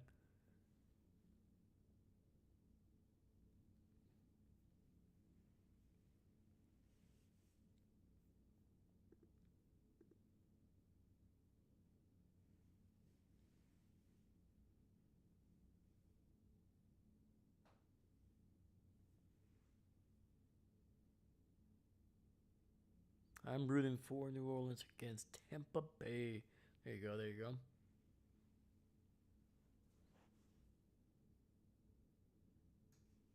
Yeah, man. It's tough not to want to root for New Orleans just a little bit, man, because it's first off, I never want to see a team just kind of just lose. You know, outside of the Vikings, the Bears, the Lions, the Eagles, the Giants because they knocked us out of the playoffs a couple times, like 15 years ago. Obviously, the Cowboys as well. Um, the 49ers, obviously, I want them to lose all the time. Arizona because they also knocked us out of the playoffs. Yeah, I'm trying to think here. Yeah, just like barely any teams ever, really. I'm pretty sure I listed more than half of the entire NFC.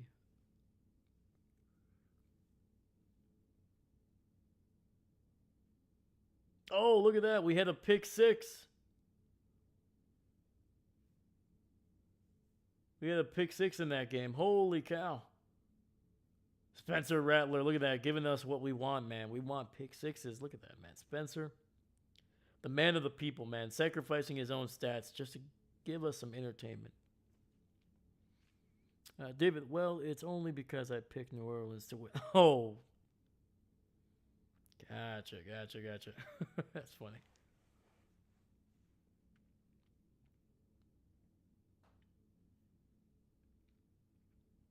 Yeah, man. I don't know, man. There's something about Spencer Rattler. I like I like him as a quarterback. I think he's got good tools to be a decent quarterback in the NFL. Um, I don't know, man. It's tough, man. That New Orleans team is not great, really, at all.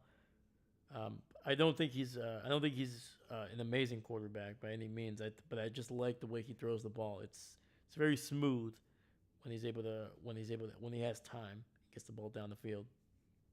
Yeah, but other than that, it's going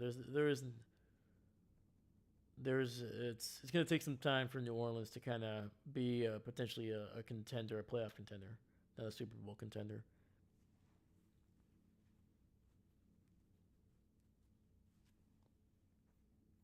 But yeah, who the so did you pick the Cowboys for the game? I think so. Yeah, you said Cowboys. You said New Orleans. Who do you have for Titans and Indianapolis, man? Let me know. William Byron won in the NASCAR race today.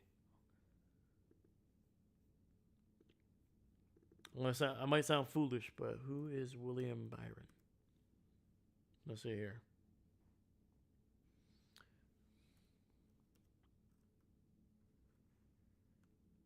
Yeah, there's only a couple Williamses that I know, and that's usually William Shatner, Macy, or Contreras.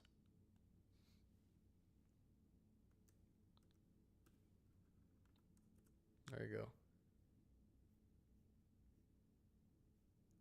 All right.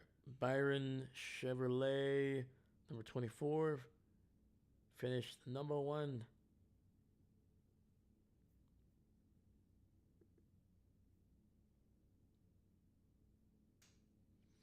He is the 2024-2025 Daytona 500 winner and 2025 NASCAR Cup Race regular season champion. Oh, okay, okay. Ah, this guy's been having a heck of a year, year and a half. It looks like. Yeah. I picked Indy to win today. Byron is just a driver in NASCAR. I decided to root for him for no reason years ago. Hey, there we go. I mean, from the looks of it, he's won Daytona 2 years back to back, and now he won the NASCAR Cup Series, which I don't know what that means. I feel foolish. Can you tell I don't watch much racing?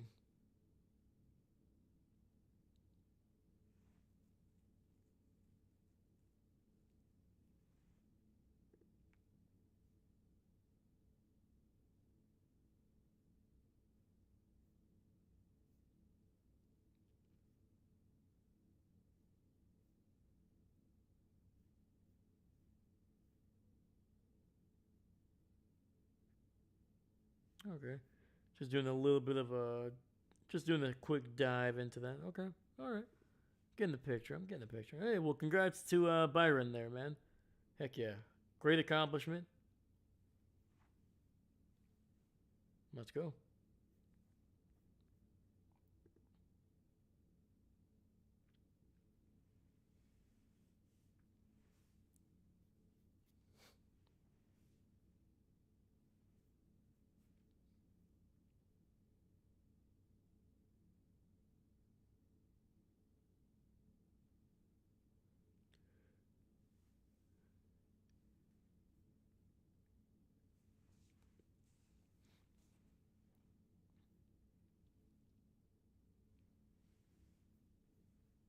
All right, let's do.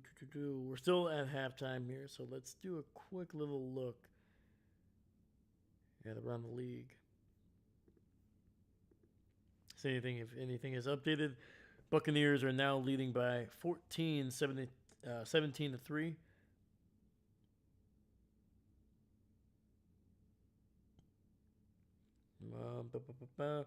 Colts and Titans still looking the same here. Colts do have the ball with 11:22 in the third.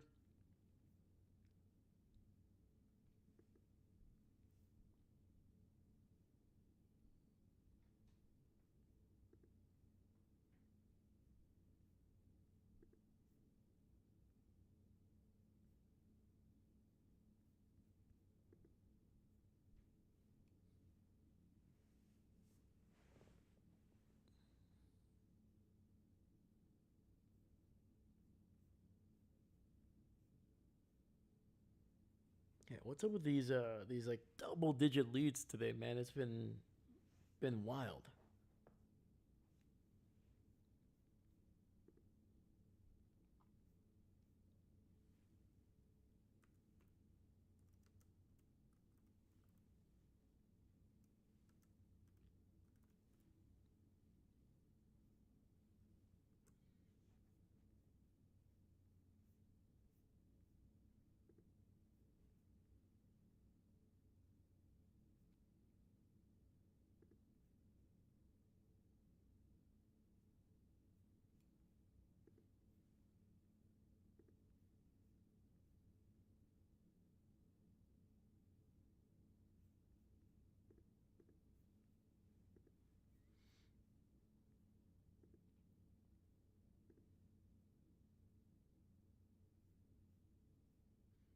All right, we're coming back. We're coming back. Let's go.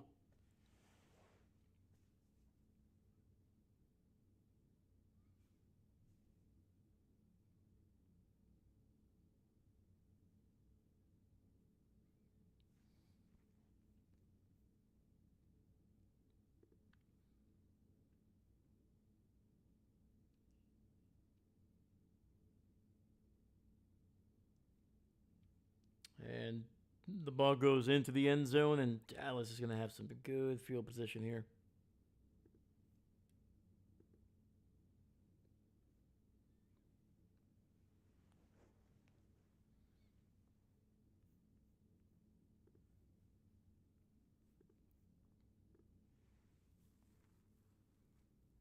Oh, Indianapolis scoring a touchdown. They are now up 24-7 over the 1-6 Tennessee Titans. Dak in the shotgun. Quick throw to that left side. Gets Flournoy with a nice pickup of about 7.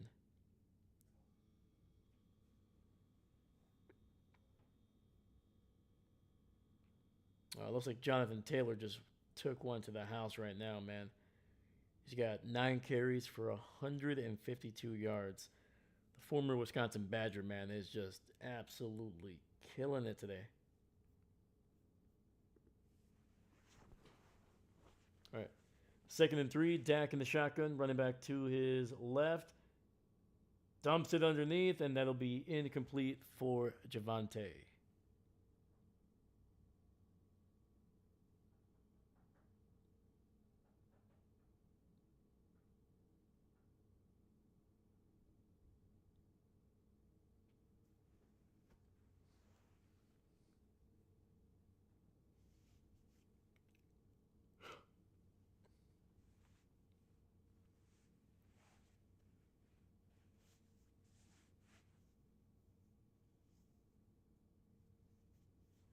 All right, 3rd and 3, Dak in the shotgun, running back to his left.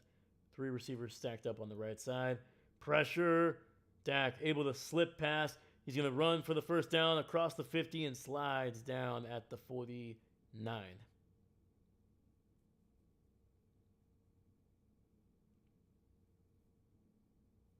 How he got out of that, man. Woo.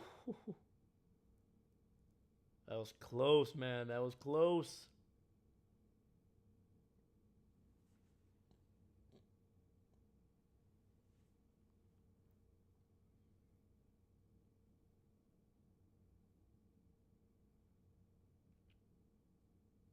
All right. Handoff to Javonte, and he will get it down for a gain of 2 down near the 47.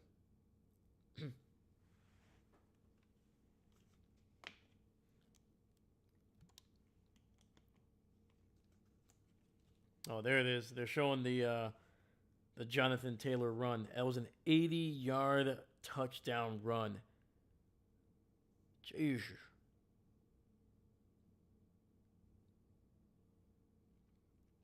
All right, Dak looking, throws it underneath, gets it out to George Pickens, who is having himself a great day so far, man. Gets a first down. That was an unnecessary touchdown on Dak.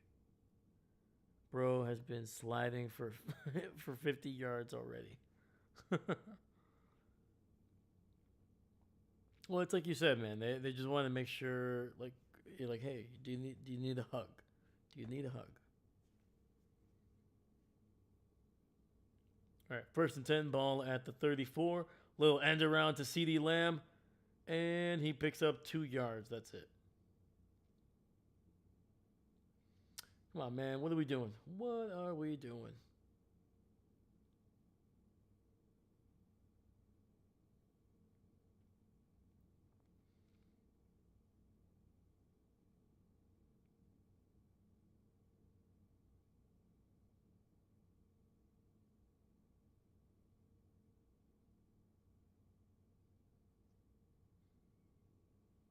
Second and 8, ball at the 32. Dak hands it off.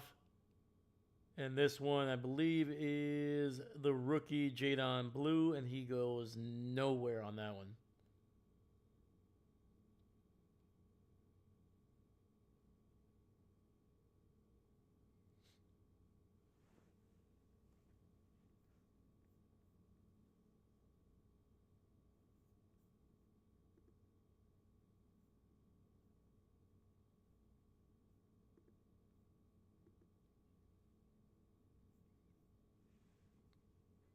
All right, single receiver to the right. Dak in the shotgun. Takes a snap, pressure, throws it over the middle, gets it out to CeeDee Lamb, and he will be about 3 yards shy of the first.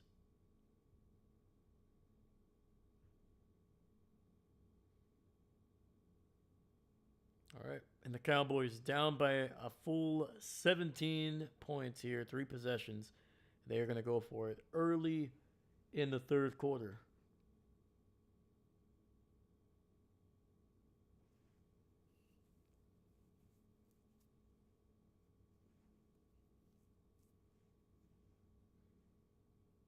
All right, Dak alone in the shotgun, single receiver to the right. Looking, throws it, and George Pickens toe tapping right at the 9.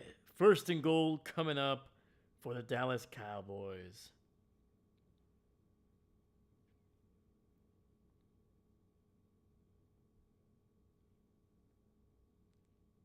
Yeah, they just, both defenders just turning their backs on George Pickens.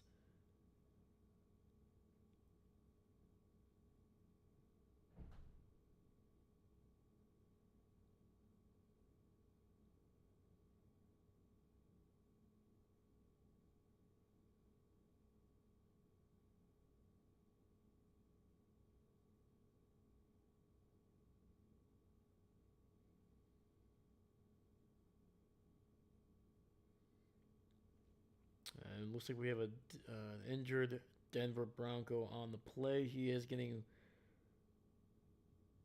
some assistance, but he is walking off under his own power. And that is Zach Allen. So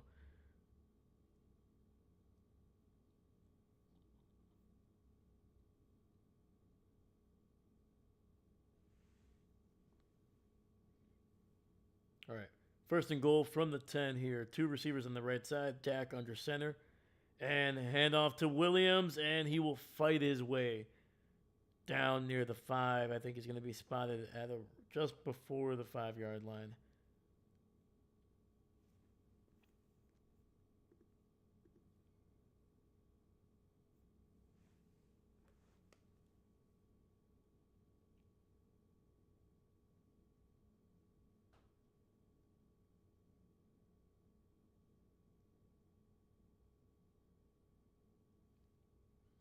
Dak looking, throws, and finds CeeDee Lamb down to the 2. CeeDee with an incredible one-handed catch. Just unable to get into the end zone. Little zig route there on the right side. Woo! That's a nice highlight reel catch right there, dude. Holy cow.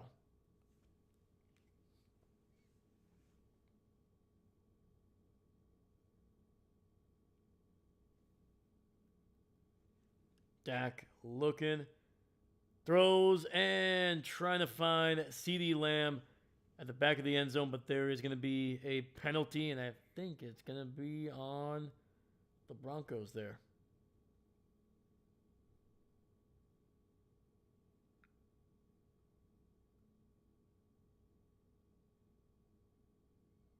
Yep. And they're going to get Riley Moss there.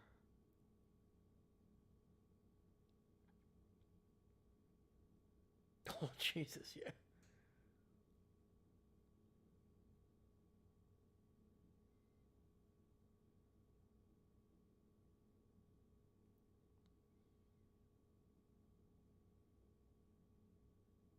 All right. 3 tight end set. Handoff up the middle, and I think they're going to say, ooh, literally the length of the football.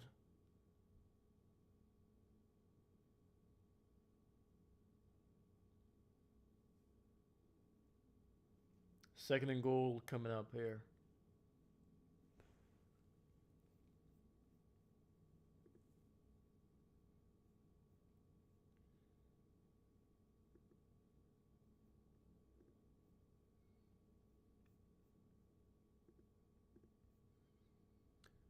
And a throw, and Lamb unable to get it, and they're going to get Riley Moss again for pass interference.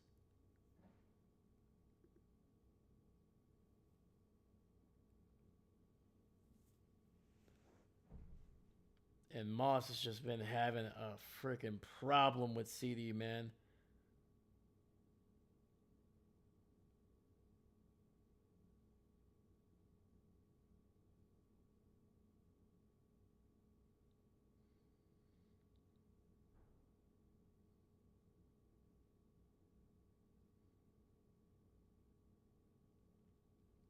All right.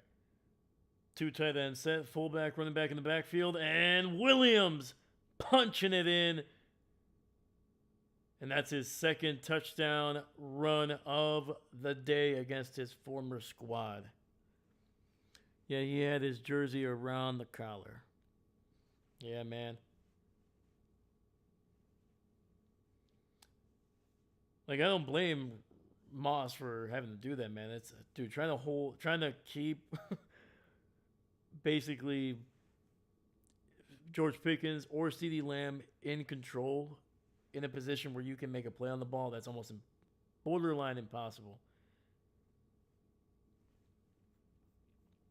All right, man. Dallas able to cut into this lead just a little bit here. Aubrey, obviously perfect. I don't even know why I put the 16 up there. Come on. It was going to be 17. Come on.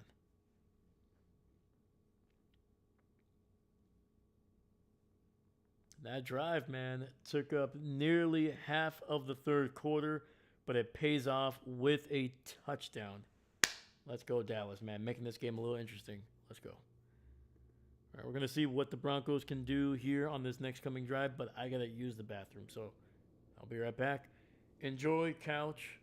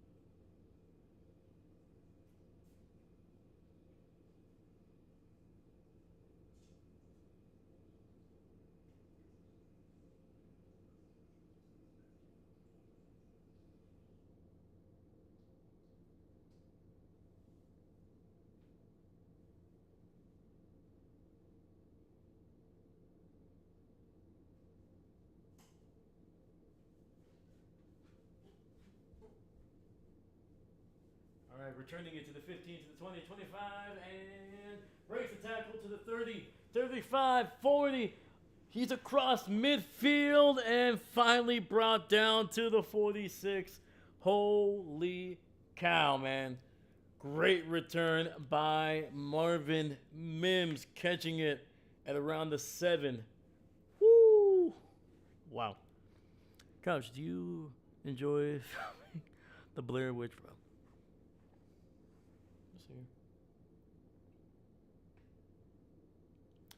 He says that the witch is real and that we should all be terrified. I mean, it's been 26 years. Come on, man. You gotta move on from that move. Okay, fine. Leave me alone. I'll leave you alone. All right. First and 10, ball at the 46 of Dallas. Breaking loose to the 40, to the 30, 25, and down near the 20 is J.K. Dobbins. Runs over somebody on the sidelines there. Helps him up, though. Helps him up.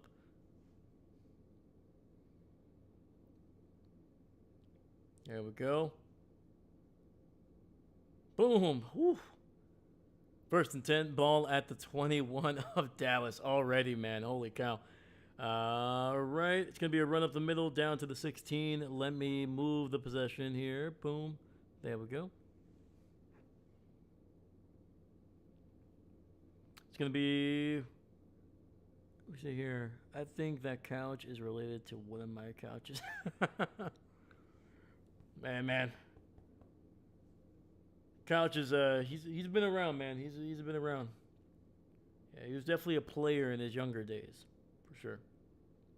Respectfully. All right, handoff up the middle. This one picks up another 3. That is R.J. Harvick getting it across the 15 down to the 14. All right, 3rd and 3 coming up for the Broncos.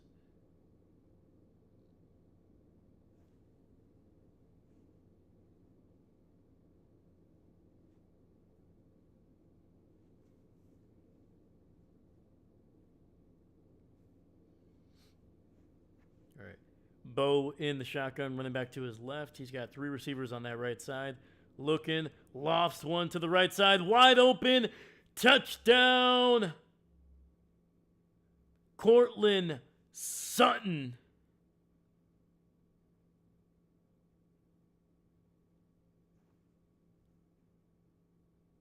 A flag is down, though. Oh, boy. And it's going to be pass interference on the Broncos. That's on the Fishman himself, Adam Troutman. Yep, look at that. Look at Troutman's got his fins all up on people, man. Unbelievable. Unbelievable.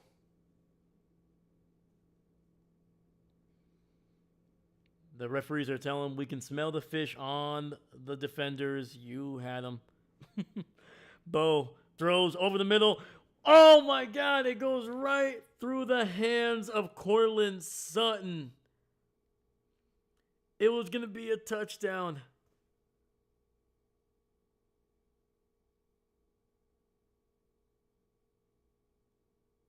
Oh, my goodness, dude. Come on. Courtland. He T-Rex armed it. He let the ball hit his chest. Instead of attacking the ball, he just waits for it to go. Unbelievable.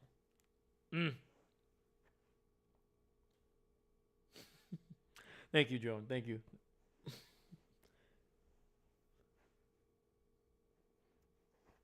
And the extra point, the field goal is good by Will Lutz, and that'll extend this lead just a tad for the Broncos here. A little bit of a disappointing end to that drive after the great return, the great run on basically the first 2 plays. And what could have been a touchdown is brought back because of a penalty on the tight end. Tough one. Yeah, man, Couch, he's an old man now. He's an old man now. He just likes to tell stories.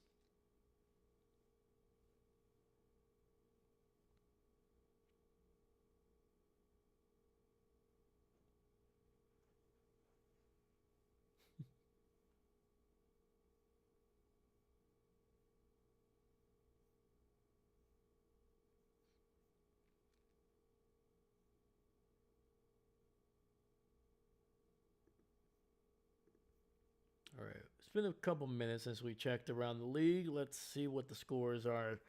Buccaneers were able to tack on a field goal here. They are now up 20-3 early in the 4th. The Colts have tacked on another touchdown. They are now leading 31-10 7 midway through the third quarter there against Tennessee. It's looking like another blowout win for the Colts, man. They have just been a dominant freaking team this season.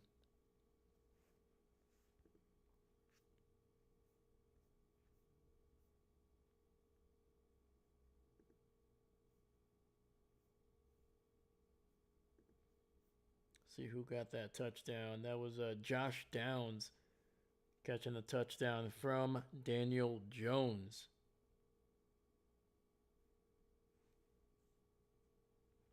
Mine is getting up there, but leather never dies. Absolutely. Yeah, unfortunately, mine is not leather. So eventually, I'm going to have to replace old couch there. Oh, hey, whoa, hey. I'm just messing with you, man. I'm just messing with you. Relax. No, I got to replace him at some point. He's getting old. He's getting angry, too. Doing a good job. Doing a good job. You look handsome. You look handsome.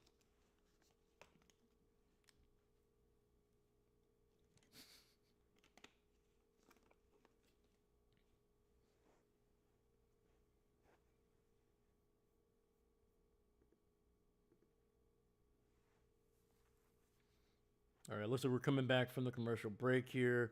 Lutz about to kick this one back to the Cowboys.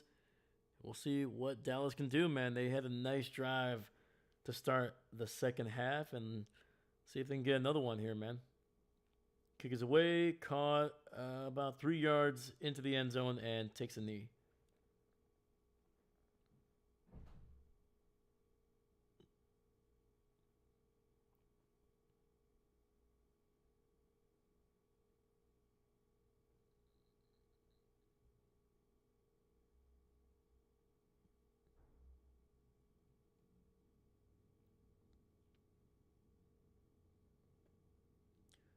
So yeah, actually I forget to say something a couple minutes ago, but on the previous Dallas drive, they were talking about Cortland Sutton being questionable to return because of a shoulder injury that he sustained towards the end of the second quarter. Dak looking, runs, and he will pick up about 2 yards along the right sideline there, trying to find somebody downfield, not getting it, so just take off and run.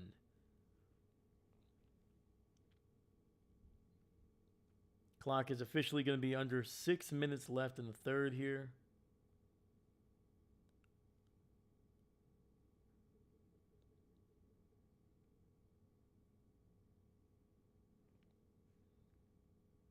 It looks like Elijah Clark, the one of the corners for Dallas, is going to be out for this game. He was in a lot of pain. He had to be carted off the field.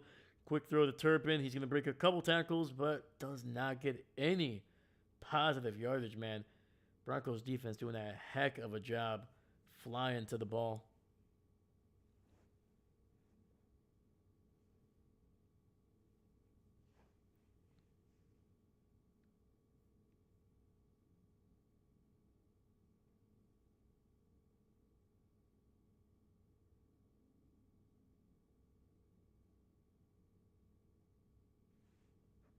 Dak in the shotgun, forward receiver set, running back to his left.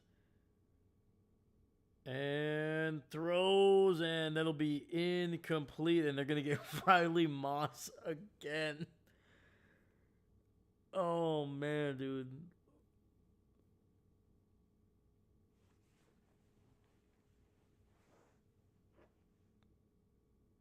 Yep. Holding Moss. The way Moss... Oh, no, it's not even on Moss. It's Jaquan McMillan. Sorry, I'm pretty sure Moss thought it was going to be on him because when he turned around and he saw the flag, he literally looked like a 5-year-old that just got caught again, and again. He was just like, he just turned around and was just like, oh. Fumble! Fumble! Oh, no. Oh, no. Dallas might have fallen on it. I love how there's like certain guys that were nowhere near the ball. They're just like, yeah, we got it.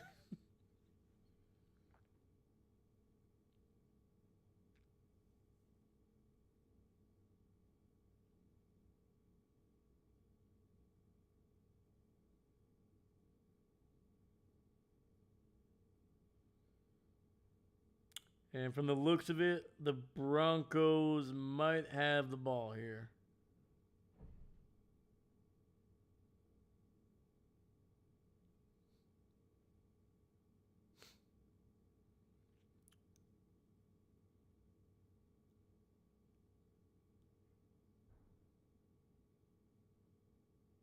Okay, so the official rule is it was recovered by Dallas. We'll see if that's the case here.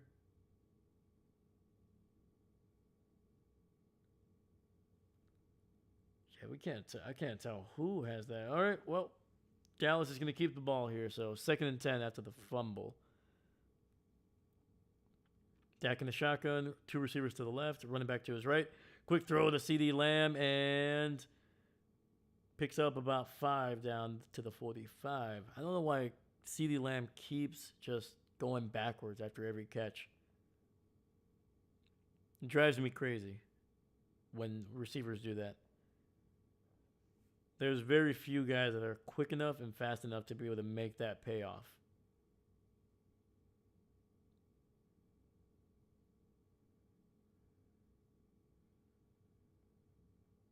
Oh, David, they show the cheerleader. There we go. Quick throw to the right side and trying to get it to Turpin on 3rd and 5, and that'll be incomplete.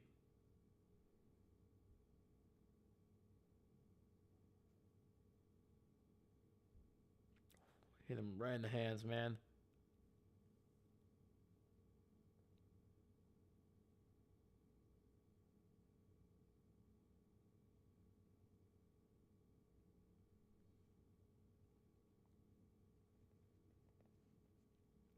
And with that drop, Dallas is going to punt this one away from their own 44-yard line.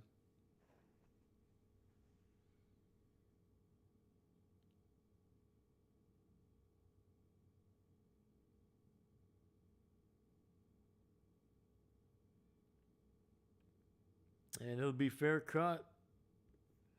No return there by Mims. And the Broncos have the ball back here late in the 3rd.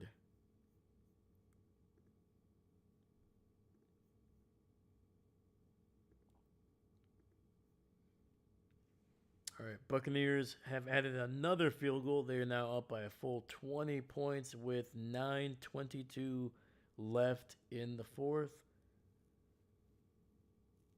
Late in the 3rd, Colts are still leading by 24, 31-7.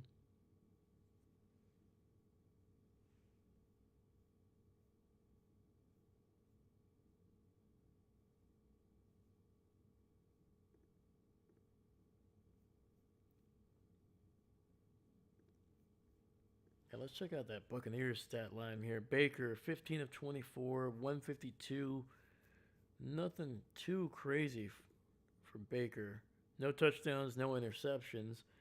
Sean Tucker, 11 carries, 41 yards, has the touchdown. Rashad White, 13 for 35.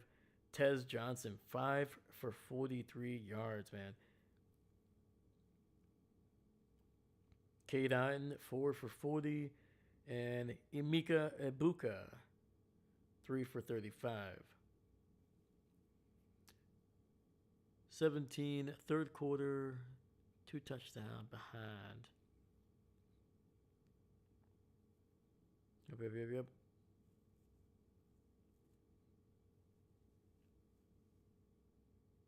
Yeah, the Cowboys right now, man, trailing by 13 late in the 3rd quarter. Broncos have the ball again on offense. We'll see if the Broncos can try to put this game out of reach with a touchdown. That would make it a 20-point game if they can score a touchdown and the extra point. They almost scored a touchdown in the previous drive, man, but they shot themselves in the foot. One with the penalty that took away the touchdown by Cortland Sutton, and then literally just a play later, Bo Nix able to find Cortland Sutton open, great coverage, but open, and the ball just goes bouncing right off of his chest. If he catches that one, that's in the end zone. That's another touchdown. So, come on.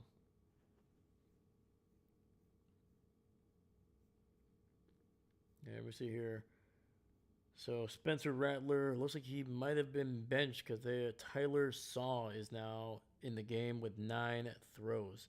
It's gonna be a run to the left and J.K. Dobbins. Nothing on that one.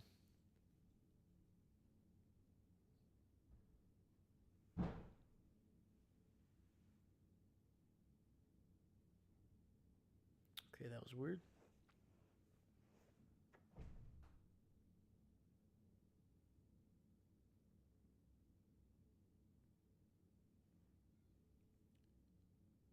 Second and 9. Bo in the shotgun, running back to his right. Single receiver to that left side. Throws to the left side there and gets a first down. Cortland Sutton falling forward, and it just gets just enough.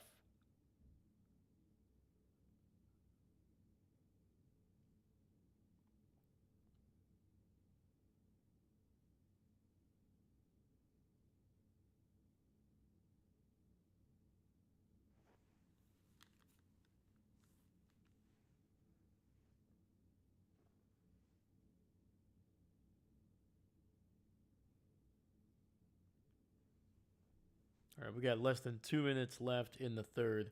Bo under center, toss to the right. He's got some room. He's to the 30, 35, and hit out of bounds. And that is,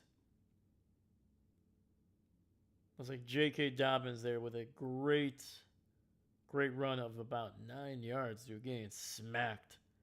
Oh, no, sorry. Marvin Mims, number 19. My bad.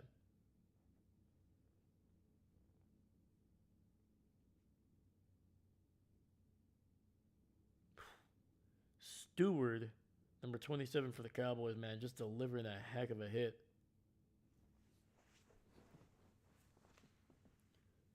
Second and 10. Dak. Bo under center here. Handoff to his running back. Gets a first down. And that one was J.K. Dobbins with a great run.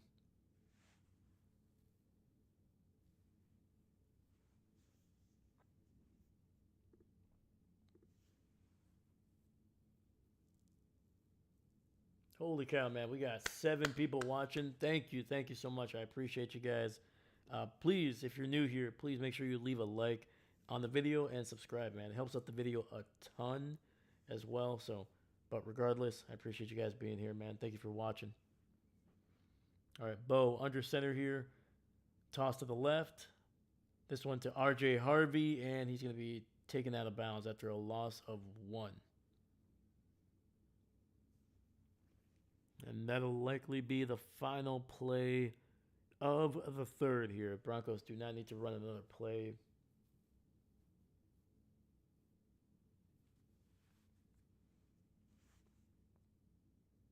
Yeah, we're going to head to the fourth. They are not in a hurry to huddle up at all. So,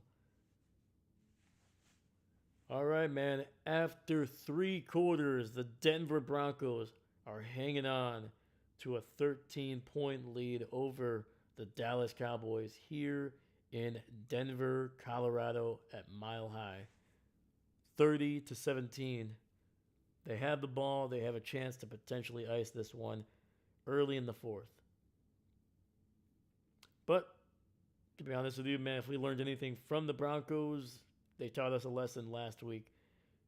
Teams can put up points in a hurry, man. The Broncos scoring all 33 of their game-winning points last week against the Giants, man, in the fourth quarter, man. 33 points in the fourth quarter. Absolutely freaking wild. Yeah, to put it into perspective, they scored more points in the fourth quarter against the Giants than they have so far in this game.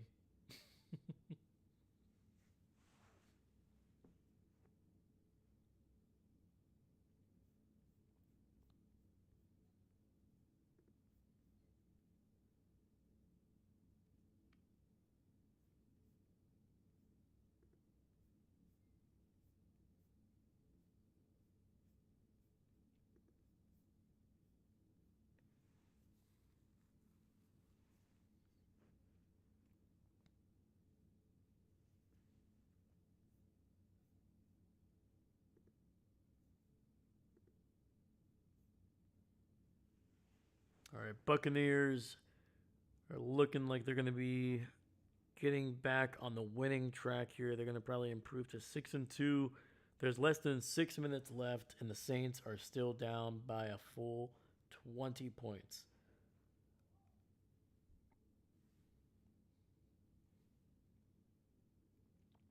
And at the end of the third quarter, the Colts are still leading by a full 24 over the Titans.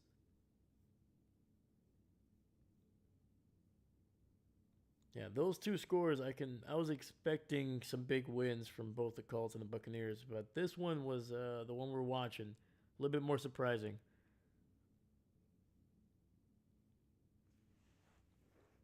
Packer Nation, what's going on? Okay, honest opinion on tonight's outcome.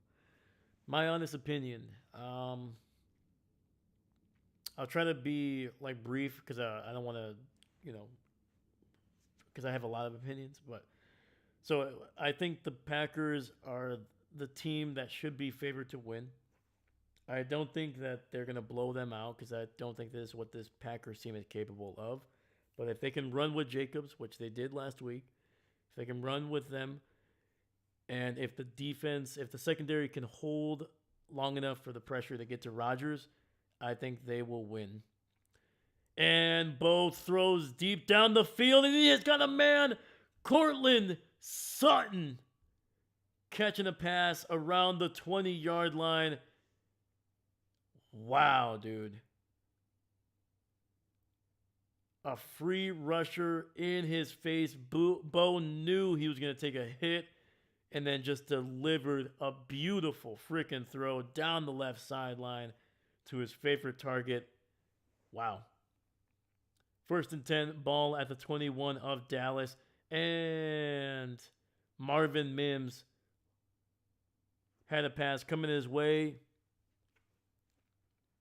And before he secured the catch, he was already looking where he was going to run, and that ball falls incomplete. Sorry, I got a little distracted with that throw. Yeah, a lot of people think Packers are going to win, but I have a weird feeling about this one. I mean, absolutely. Like, trust me, there is, if the league has taught us anything, especially this year, anybody can beat almost anybody at this point. It's just a little bit up and down. Bo looks, throws, and not on the same page as his receiver, so incomplete. 3rd and 10 coming up. But I believe that the Packers, both these teams match up well with each other. I'll say that. Rodgers, I guarantee you, is going to get the ball out quick. He's not going to want to hold on to it because he knows the Packers, if they have one thing this season on defense, they have a pass rush. Micah Parsons, Rashawn Gary, they're going to get to him. So Rodgers is going to get the ball out quick.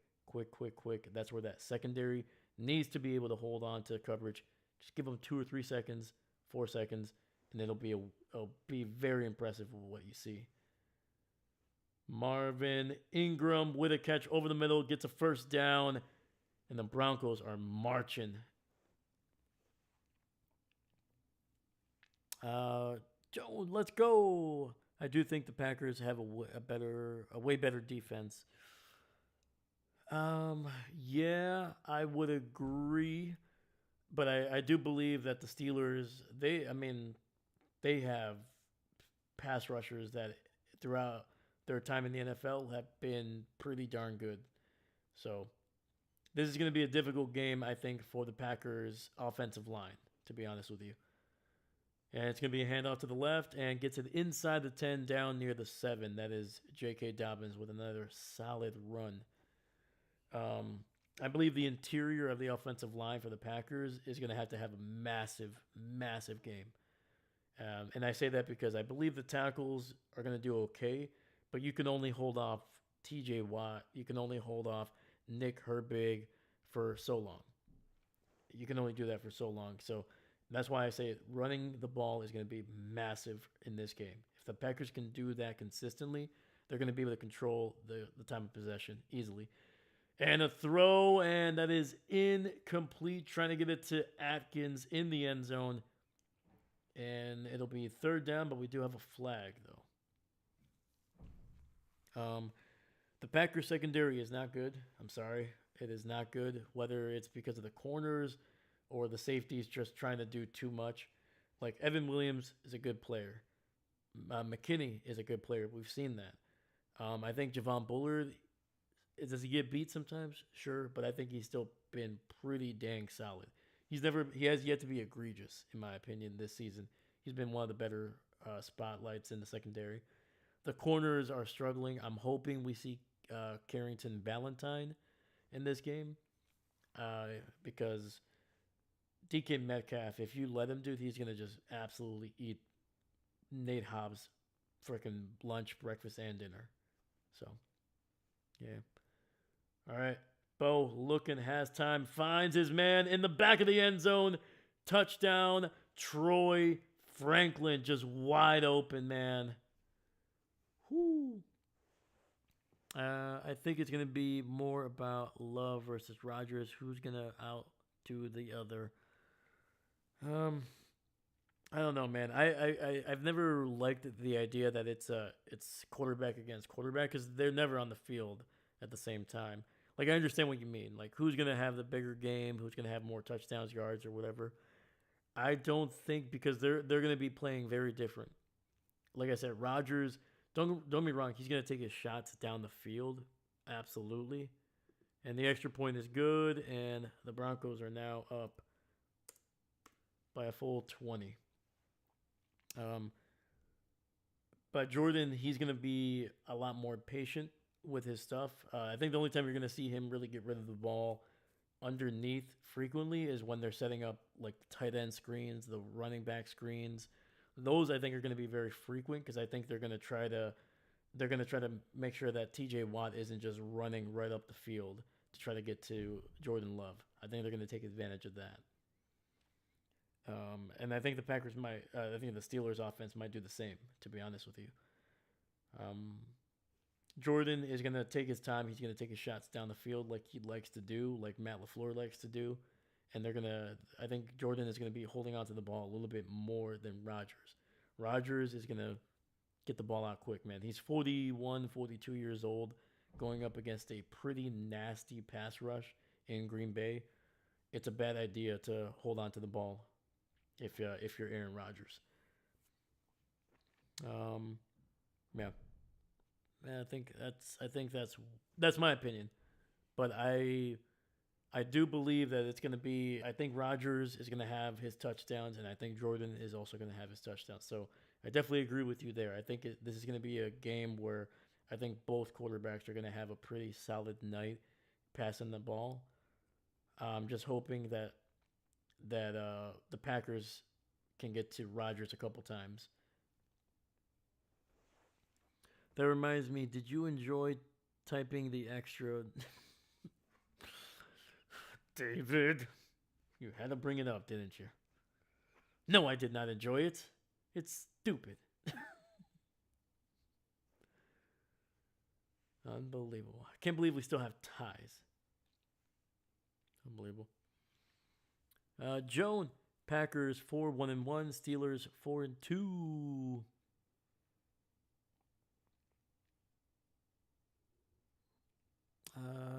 Can you be mad with a loss tonight? I will say this: I'm never mad. I'm usually like during the game when we're not playing well. I'm like annoyed. If anything, that's like the strongest I ever feel. Like Nate Hobbs frustrates me. Does he make me mad? No. Um, like I don't take it that seriously. Like I keep things in perspective. It's a game. I want to enjoy it. There's even in a loss, there's good things to think about. But I do get annoyed because I'm like, oh man, come on. But it's competition, man. It's competition. But anyway, um, but no, I wouldn't be mad with the loss tonight. I think the Steelers are a solid team. I don't think they're a great team, but I think they're a good team. I think they're going to finish as one of the. I think there's a good chance that they finish with the AFC North crown. So, and Rodgers is still a pretty darn good quarterback, man. He gave us a lot of wins. Hopefully, he doesn't hand us a loss tonight. Though he would be one of the few quarterbacks in NFL history to have beaten all 32 teams.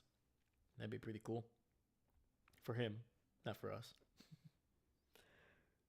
Joan, September 28th, they tied. Cowboys are there both of you. Oh, I know.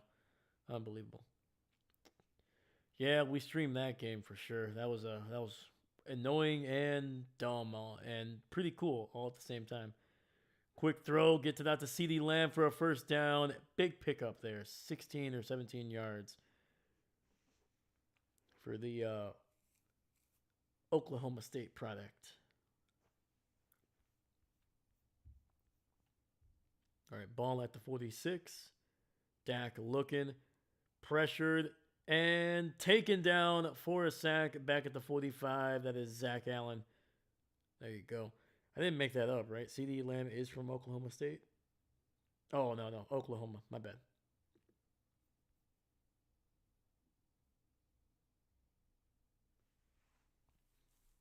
Well, I know one thing. The media has made this game a big one. Absolutely. Oh, yeah, man. I mean, that's their job. Get you all riled up about the game, you know?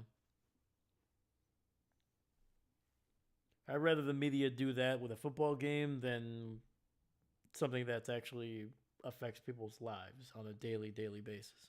So, yeah. I have no problem with the media making it, big and entertaining or piping this thing up. I have no problem with that. But yeah, man. But always keep it in perspective, man. It's a game. You have no control over it.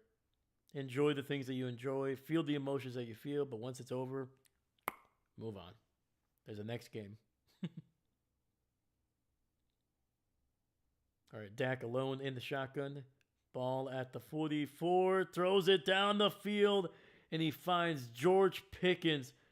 3rd and 12. He finds him for a big first down.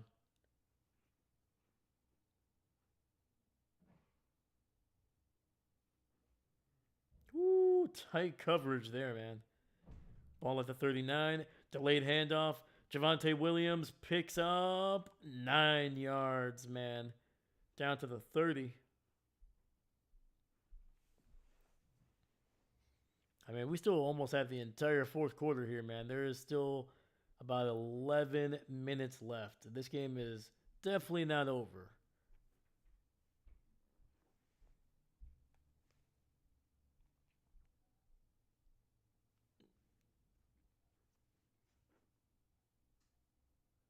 All right. Looking, throws, finds CD Lamb for a nice pickup there. Gain of about 6 or 7, but there's a flag on the field.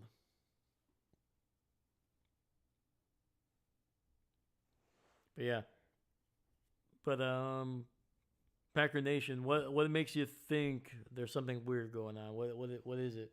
Is it just because it's Rodgers? Is it because it's a weird Sunday night game? What's giving you pause, my man?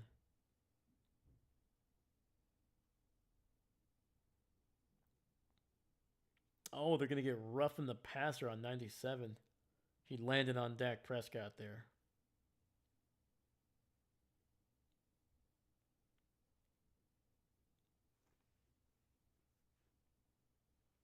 All right, it'll be 1st and 10 from about the 12-yard line. Dak looking over the middle, and he's picked off. He's intercepted, and that's the big man. Number 92 stays on his feet. Oh my goodness, to the 40, to the 45. Oh, he's brought down. No. Why'd you tackle him? I wanted a big man 6. A big 6. That's what I wanted. Unbelievable. A diving interception by one of the biggest human beings on the field. That was number 92 Tillman with a great interception. Dak trying to get it to CD Lamb on that one.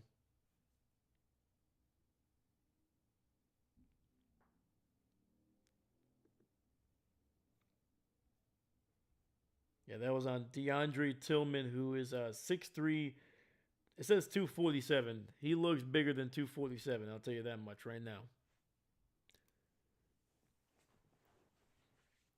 Joan Rogers said, let me see here. Hold on. Make sure I'm not missing anything. No. Rogers said this will be his last and he wants to retire as a Steeler. Hey, absolutely. No, this is his last season. I'd be very, very shocked if he decided to play another season. Um, yeah, man. I'm happy for Rogers, man. He's finishing off his career the way he wants, with a team that he wants, with a coach that he wants. It's good for him, man. He's done. People are letting. I think letting some of the personal stuff that they have outside of football with Rodgers affect some of their stuff. Don't get me wrong. Do I agree with everything Rodgers says? No, but I don't agree with a lot of things with some even people that you would consider that I like that I might follow. You know, we're human beings. We can see eye to eye on a lot of things, and there's some stuff that we don't. It's okay. Once you start kind of letting that dictate your feelings for other aspects of other people's lives, then you start to kind of lose perspective of what you can do as a person. So, but yeah, man, Rogers, he did an incredible job to what he did in Green Bay, man. One of the best 15, 16 years of my football fan life were spent with Rogers as my quarterback, man. So he's a heck of a quarterback, and I'm happy he's going out the way he wants. So, yeah.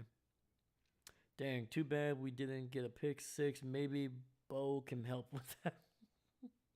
That'd be wild if he threw a pick here, man. I'd be surprised if the Broncos are not running the ball for a good chunk of this next drive. If he doesn't get a Super Bowl ring, I think retiring a Packer would be better, but that's my opinion, and it don't matter.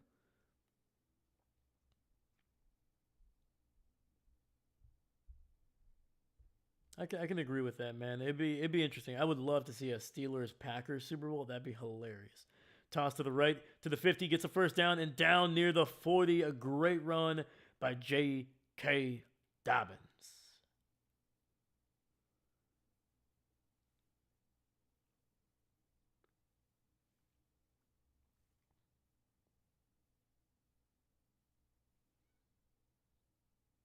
And then David, your opinion, it matters to me, man.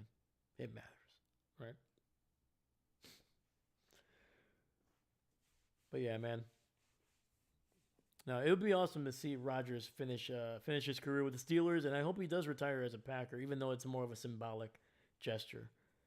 It's going to be a run up the middle. Dobbins, woo, weaving his way through defenders, picks up 5 tough, tough yards.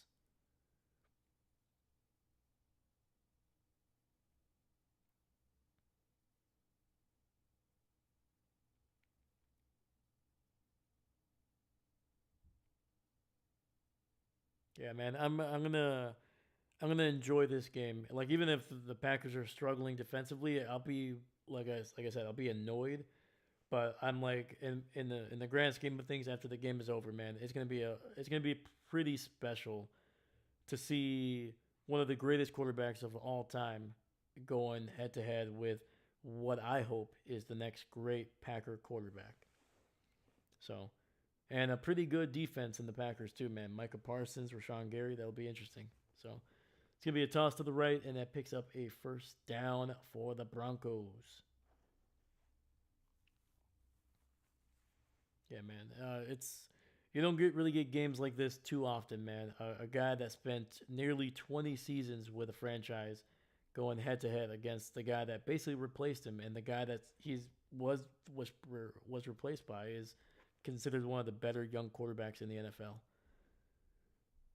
And a run up the middle that goes nowhere. A loss of 2 for J.K.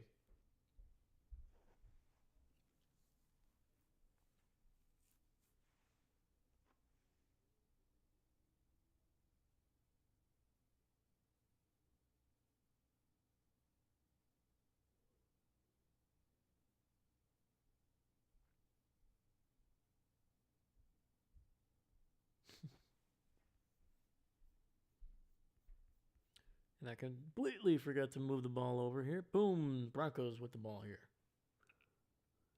Dallas is actually using their first timeout here with 8:09 left in the game. That's might be the earliest I've ever seen a team start using their timeouts.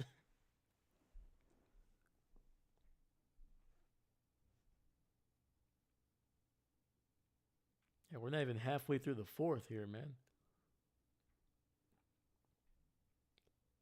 2nd and 12. Quick throw, and is that a catch by Cortland Sutton?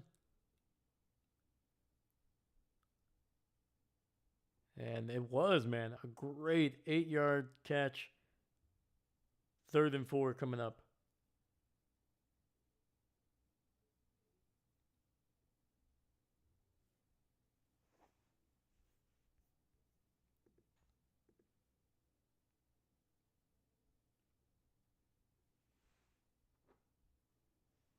All right, four receiver set actually. 3 to the left. Bo looking, throws to that left side, and he will not be able to connect with.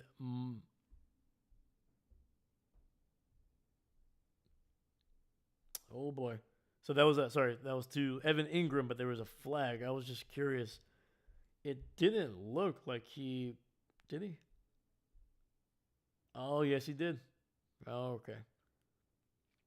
Because it to me it looked like Ingram just backed into him because he didn't believe he was going to be able to catch it, but no, Bell pulled him with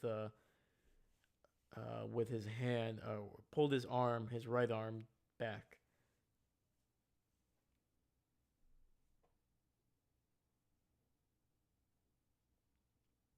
So it'll be 1st and goal with another tough penalty on this secondary of Dallas, man.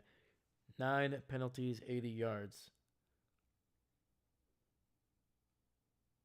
Ball at the 5. Bo looking, pressured, and we'll throw this one away. 2nd and goal coming up.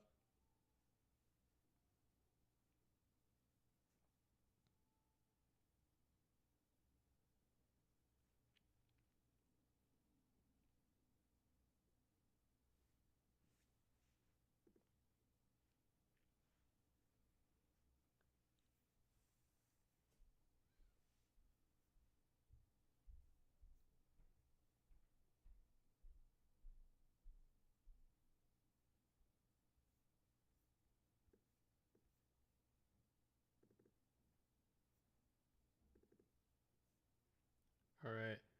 Bo looking, running to his right, and that'll be another incomplete pass. What are the Broncos doing here? Oh, there's a flag in the secondary.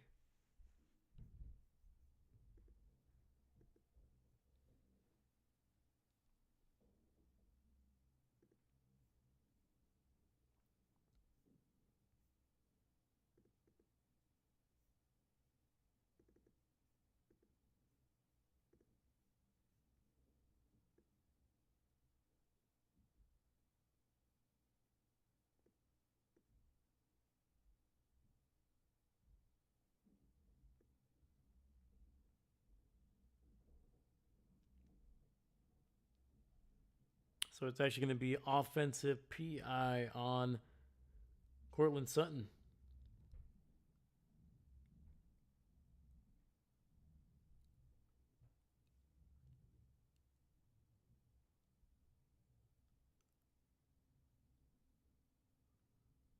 Yeah, it looks like there was a miscommunication there. I think Cortland Sutton thought that that was going to be a run play.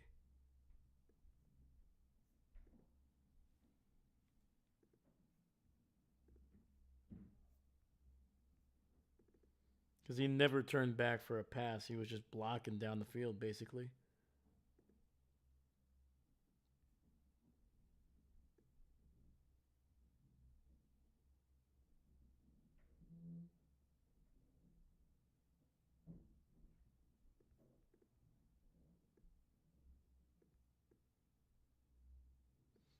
All right, we got 3rd and goal from the 5. 3 receivers on the right side. Bo looking. Finds his receiver. Touchdown, R.J. Harvey, man. 3 touchdowns for the rookie. His first 3 touchdowns of his NFL career, all in the same game.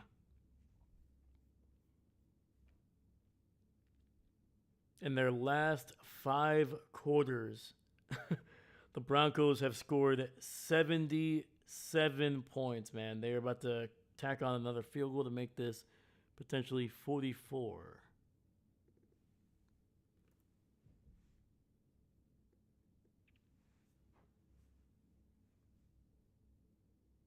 And Will Lutz kick is good, and the Broncos have extended their lead to 27 on the day.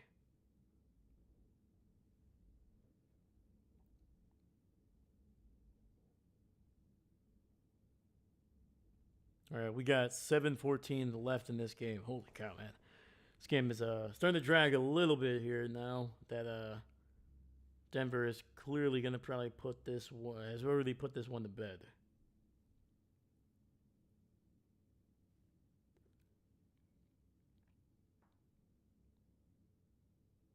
Can they stop trying to kill all their hopes and dreams? Nope. Not in this world. Not in this world. You have hopes, they're going to be dashed.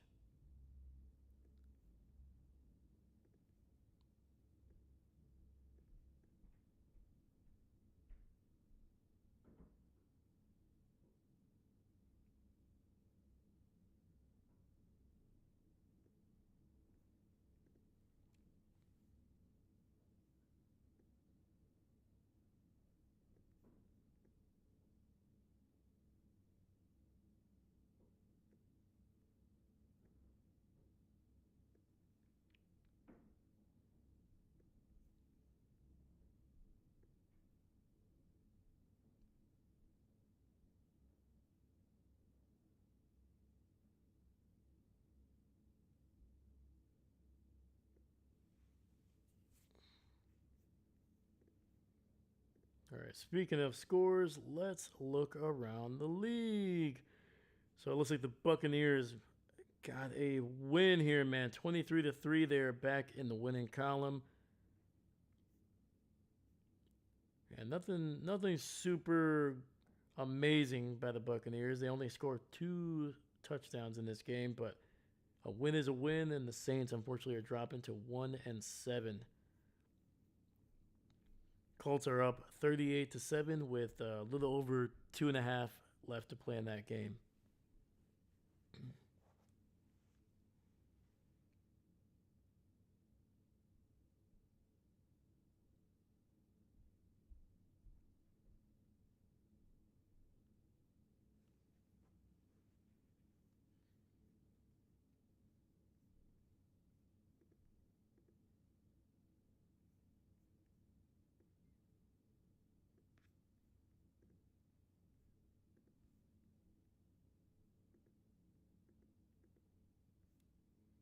And the kick goes into the end zone, and it is down by Turpin.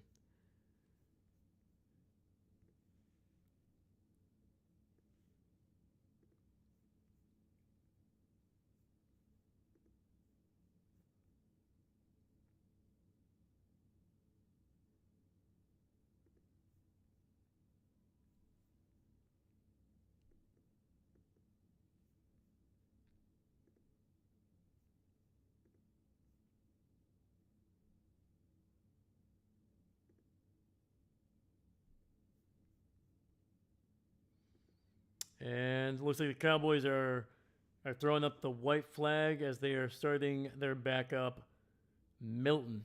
Joe Milton is now in at quarterback. Just a little over 7 minutes into this game, they have put Dak Prescott. His day is over. 19 of 31, a buck 88 through the air, no touchdowns, and 2 interceptions for what was the leading MVP candidate coming into this week.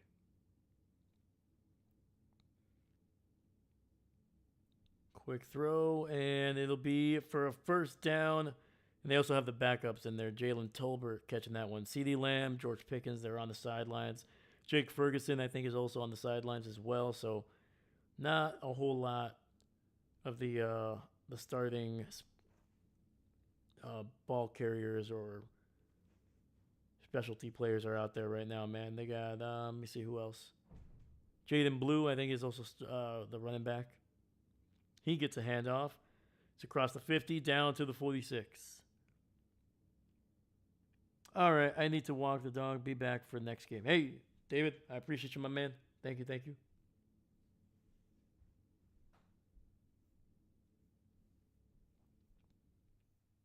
Hey, watch out for the owls, all right, man? All right? Be like, they're coming at you, man. Throw a left hook.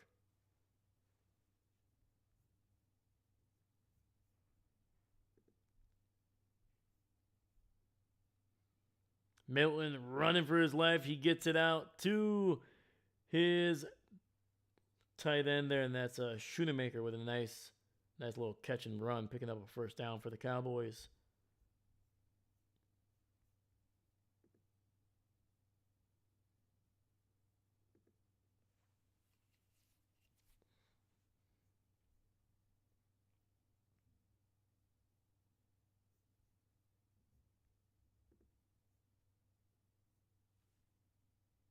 Well, this is certainly a game. Yeah, not the game that we. To be honest with you, not the game I expected. I expected the Cowboys to definitely put up more points than this.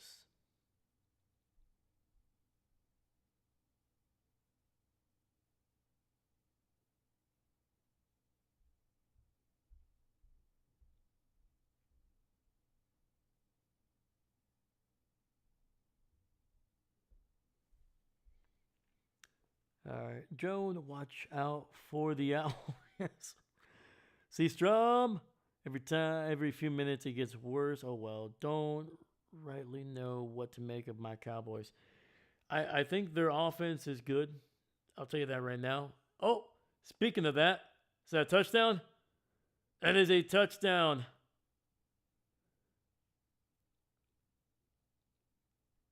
Joe Milton finding Jalen Tolbert down the field. Was there a little bit of a push? Oh. I think he got 2 feet in bounds. That last one. Let me see here. 1. Ooh, 2. Okay. I think he got 2 feet in bounds. It's also whether he got a push, but I don't think you can challenge that. So, oh man, it is close. And they're saying it's been confirmed. And the extra point by Aubrey is good, and it is a 20-point game. 4:44 left in the game.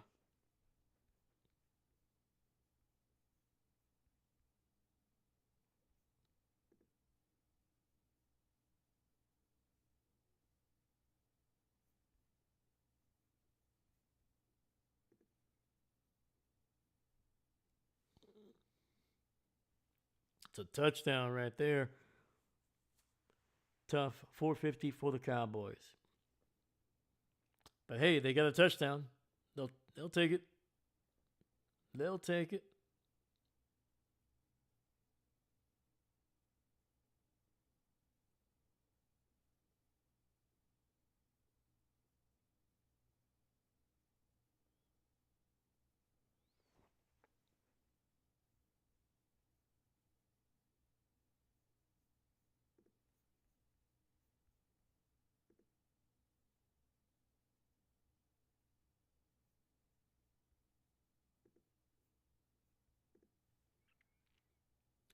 Heel is in. So the reason it's a touchdown, it has nothing. So when you step, you have to have the entire foot come down. The only time that you can say that, the only time a partial foot counts as a. Oh no, oh no, Marvin Mims is slow to get up, and for a second there, it looked like he got knocked out. He might have gotten knocked out. Oh, that was scary. Jeez. So back to the touchdown. The only time that a partial foot counts as a step is if the toes, or is if the other part of the foot never comes down. If that makes sense. It's like if you toe tap and you fall out and your heel never touches down, then that's considered 2 feet. So the reason it's a touchdown is his left leg, his left foot was still on the ground when he caught it, and then his right foot was his second, and then the left foot actually stepped out of bounds, but it's considered a third step. So yeah. So it doesn't actually matter if the heel, like unless he was able to click his heel in there and never had his toes touch the ground, then yeah. But yep. So yeah, I know they mentioned something about a heel, but that would have been that would have been incomplete if that last foot would have been counted. Yeah, the whole foot has to be in bounds. The whole foot. And run up the middle. They also have the backup there for Denver. Bo Nix's day is done.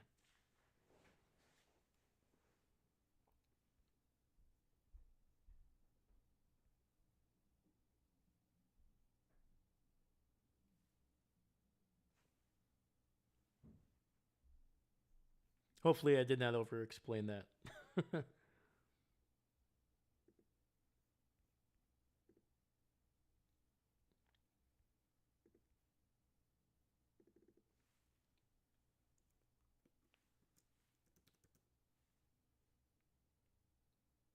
And another run by JK, and this will be very close to a first down. I think they're going to mark him about a yard or half a yard shy of the first.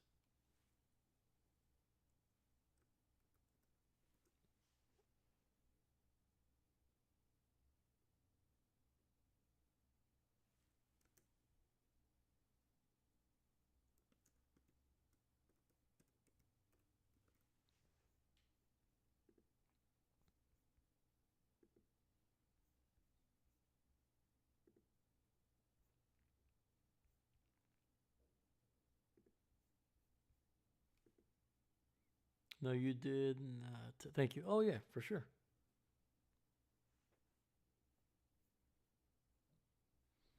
All right, so we still got about 2:30 left here. I'll be curious to see if the Broncos. I mean, they're gonna punt this for sure, but I'm just kind of curious if they'll go for it.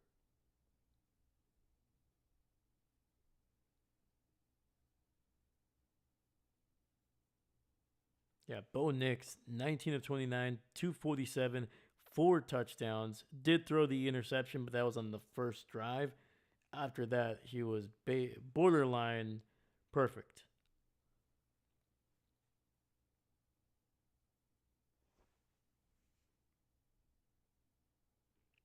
Now I can watch nice uniforms for the Broncos. Yeah, no, those are like the old school from like the, I'm assuming the 80s, kind of early 90s, kind of like the John Elway era. Yeah, those are. I wish these would be their everyday um, home jerseys, man. Like I don't mind the navy blue and the orange. It's good, but this is just, it's such a classic look. And the punt goes out of bounds somewhere around the 25.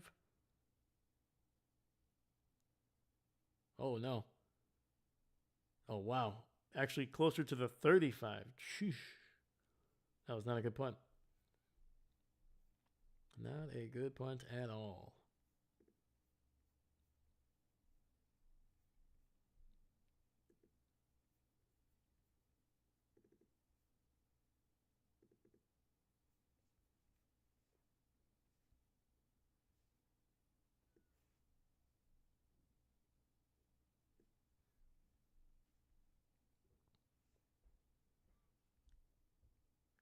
Yeah, I mean, it was a dominant victory for the Broncos here tonight, man. It was pretty darn impressive what they were able to do.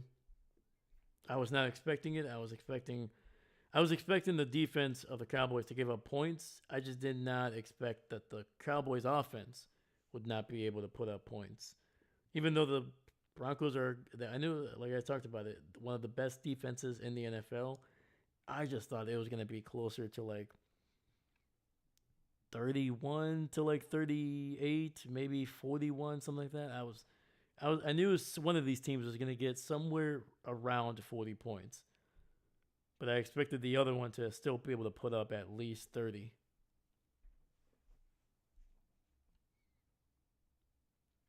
All right, we've reached the 2 minute warning here, so we got a little bit more to go, and we'll see if the Cowboys decide to play offense or are they just going to take a couple knees and just call it a day. Because they still have Joe Milton out there, so I think if they wanted to, if they thought that they had a chance to come back in this game, you would think that Dak Prescott would be in there.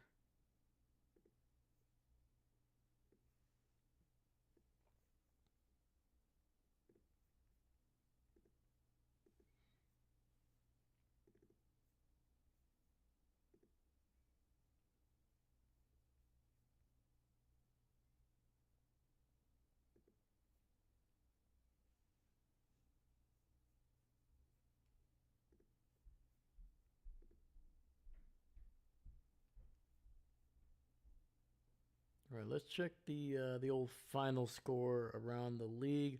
We'll do a quick little just a recap of what we expected today. So Dolphins obviously got a big win over the Falcons. Man, they improve to 2-6. Tua looking efficient, man. 20 of 26, 200 yards, 4 freaking touchdowns for Tua. Kirk Cousins was the leading passer for the Falcons. That might have been a big reason. I did not realize that actually Michael Penix did not play. Kirk Cousins, 21 of 31, 173 yards, no interceptions, but just a very inefficient day for. Hopefully, the Packers have a better night than my team. I hope so too, my man. I hope so too. Bijan Robinson, just 9 for 25, man. That was. Holy cow, man. The entire offense for the Falcons just struggling. Just struggling. All right. Chicago unable to get the win over the Ravens. Ravens actually improve to 2-5 without Lamar Jackson. And for the first time in about a month, the Chicago Bears are coming off a loss. It's been a while. And Joe, Bills got a big win. Absolutely. Yes, they did. Got a massive win. Holy cow. Obviously, the Jets and Bengals. Jets coming back, winning their first game of the season. And then the Bills with a big, big win over the Panthers, man. The Panthers' defense was looking good for a couple weeks, but unable to hold on to a well-rested and healthy Bills offense. Bills putting up 40 points against the Panthers' 9. The 49ers finally lost, thank goodness. Houston getting a win. They improved to 3-4, and they beat the 49ers 26-15, and they drop San Francisco to 5-3. Dude, the hiccups have been getting me all day long. I don't know what's going on.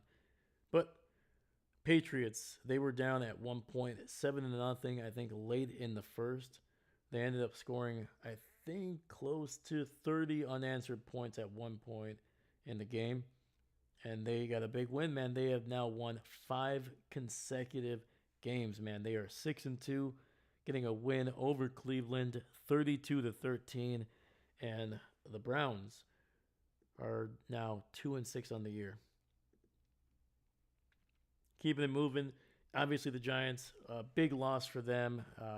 Trying to repeat the win against Philly that they had a couple weeks ago. Not the case. They lose 38-20, but the biggest thing is, unfortunately, they end up losing Cam Skidaboo to a nasty, nasty ankle injury. They're at this point, I don't think there's a timetable of when he'll come back. We'll probably have to wait a couple days before we we get any expectation, but it was a gruesome injury. I don't recommend that you look it up at all. Please don't.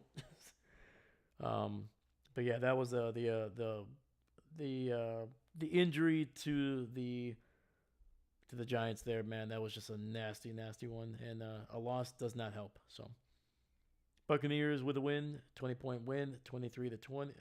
23 to 3 over the Saints, and then the Colts just finished up and they win 38 to 14 over their division rivals. And the Colts, man, looking like the best team in the AFC right now. They improve to 7-1. That I think that is the best record in the NFL right now.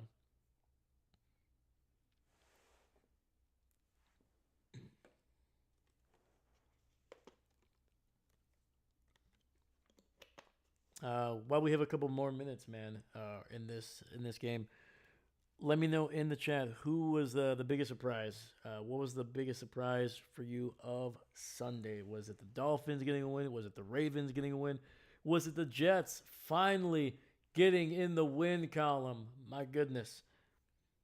Um, the Patriots going now 5-0 in their last 5 games. Was that surprising?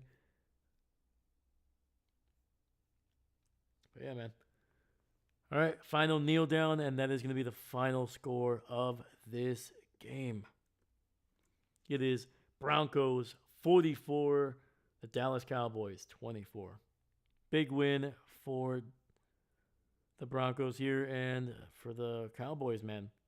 They drop to under 500 for the first time in a while. And weirdly enough, man, the Broncos with the second best record in the conference, 6-2, just behind the Indianapolis Colts at 7-1. If you would have told me that the top two teams in the AFC would be the Colts and the Broncos, I would have been like, you're crazy. I'm like, the Broncos, maybe. The Colts is definitely not. Absolutely wild.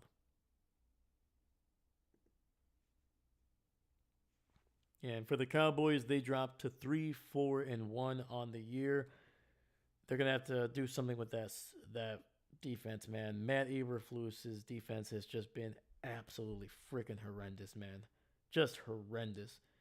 You give up 40 points to, or almost 40 points to Russell Wilson and the Giants. That's god awful, man. Come on. Can't do that. Can't do it. But anyway.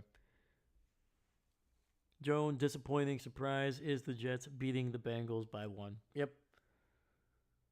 Very true. Very true. I'm sorry, Joan. I do apologize. There was a team that was going to have to give up a win to the Jets, and unfortunately, it looks like that team was the Bengals, man. They, during the NFL script, they said, you'll get Joe Flacco. You'll get a competent offense. But unfortunately, you do have to lose to the Jets in week 8. And the Bengals were like, we don't accept. And the NFL said, you don't accept, you better accept it.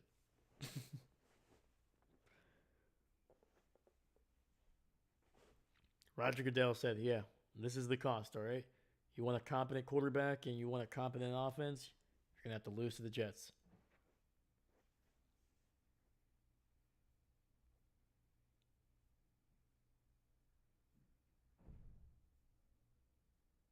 But yeah. But it was encouraging to see the Bengals score 38 points, man. Their offense has gotten better each week that Joe Flacco has been on the field.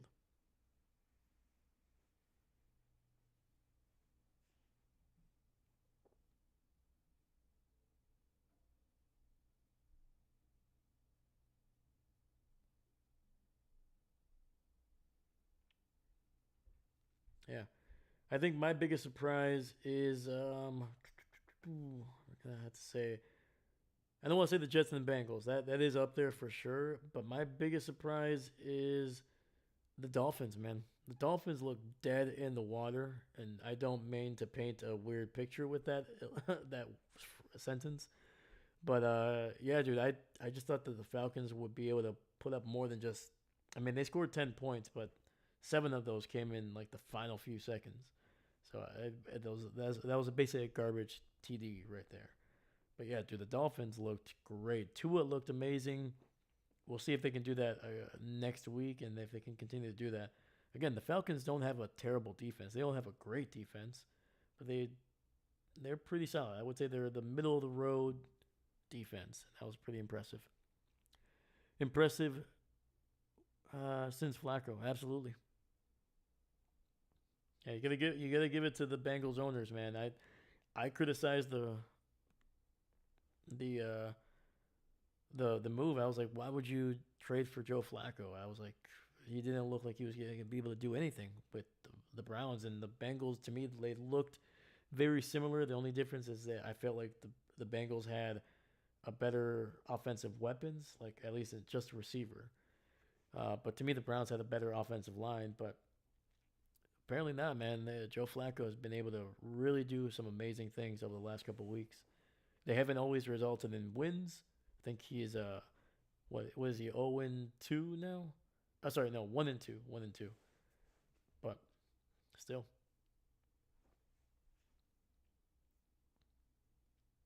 but yeah. All right, guys, that is going to be it for me for this stream. But in about half an hour and change, we will be streaming.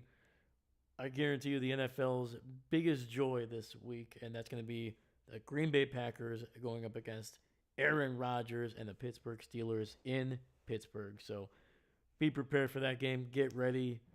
Put get your cheese heads on. Get your terrible towels out, and let's have a good time, man. So thank you so much. Thank you to Joan for popping in here. We missed you. We missed you. Glad to have you back. C Strum.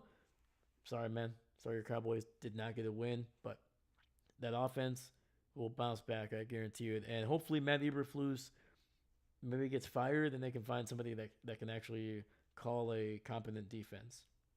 Fingers crossed. Packer Nations was in here for a little bit. David Stegosaurus was in here for a bit, walking the doggos right now. Dahlia popped in here for a little bit too. I appreciate you. Thank you. Thank you. And try to make sure I don't miss anybody else. But yeah, that is it. I'll see you guys in a little bit. Thank you so much. Once again, my name is Dave, and I'm not a coach. Thank you.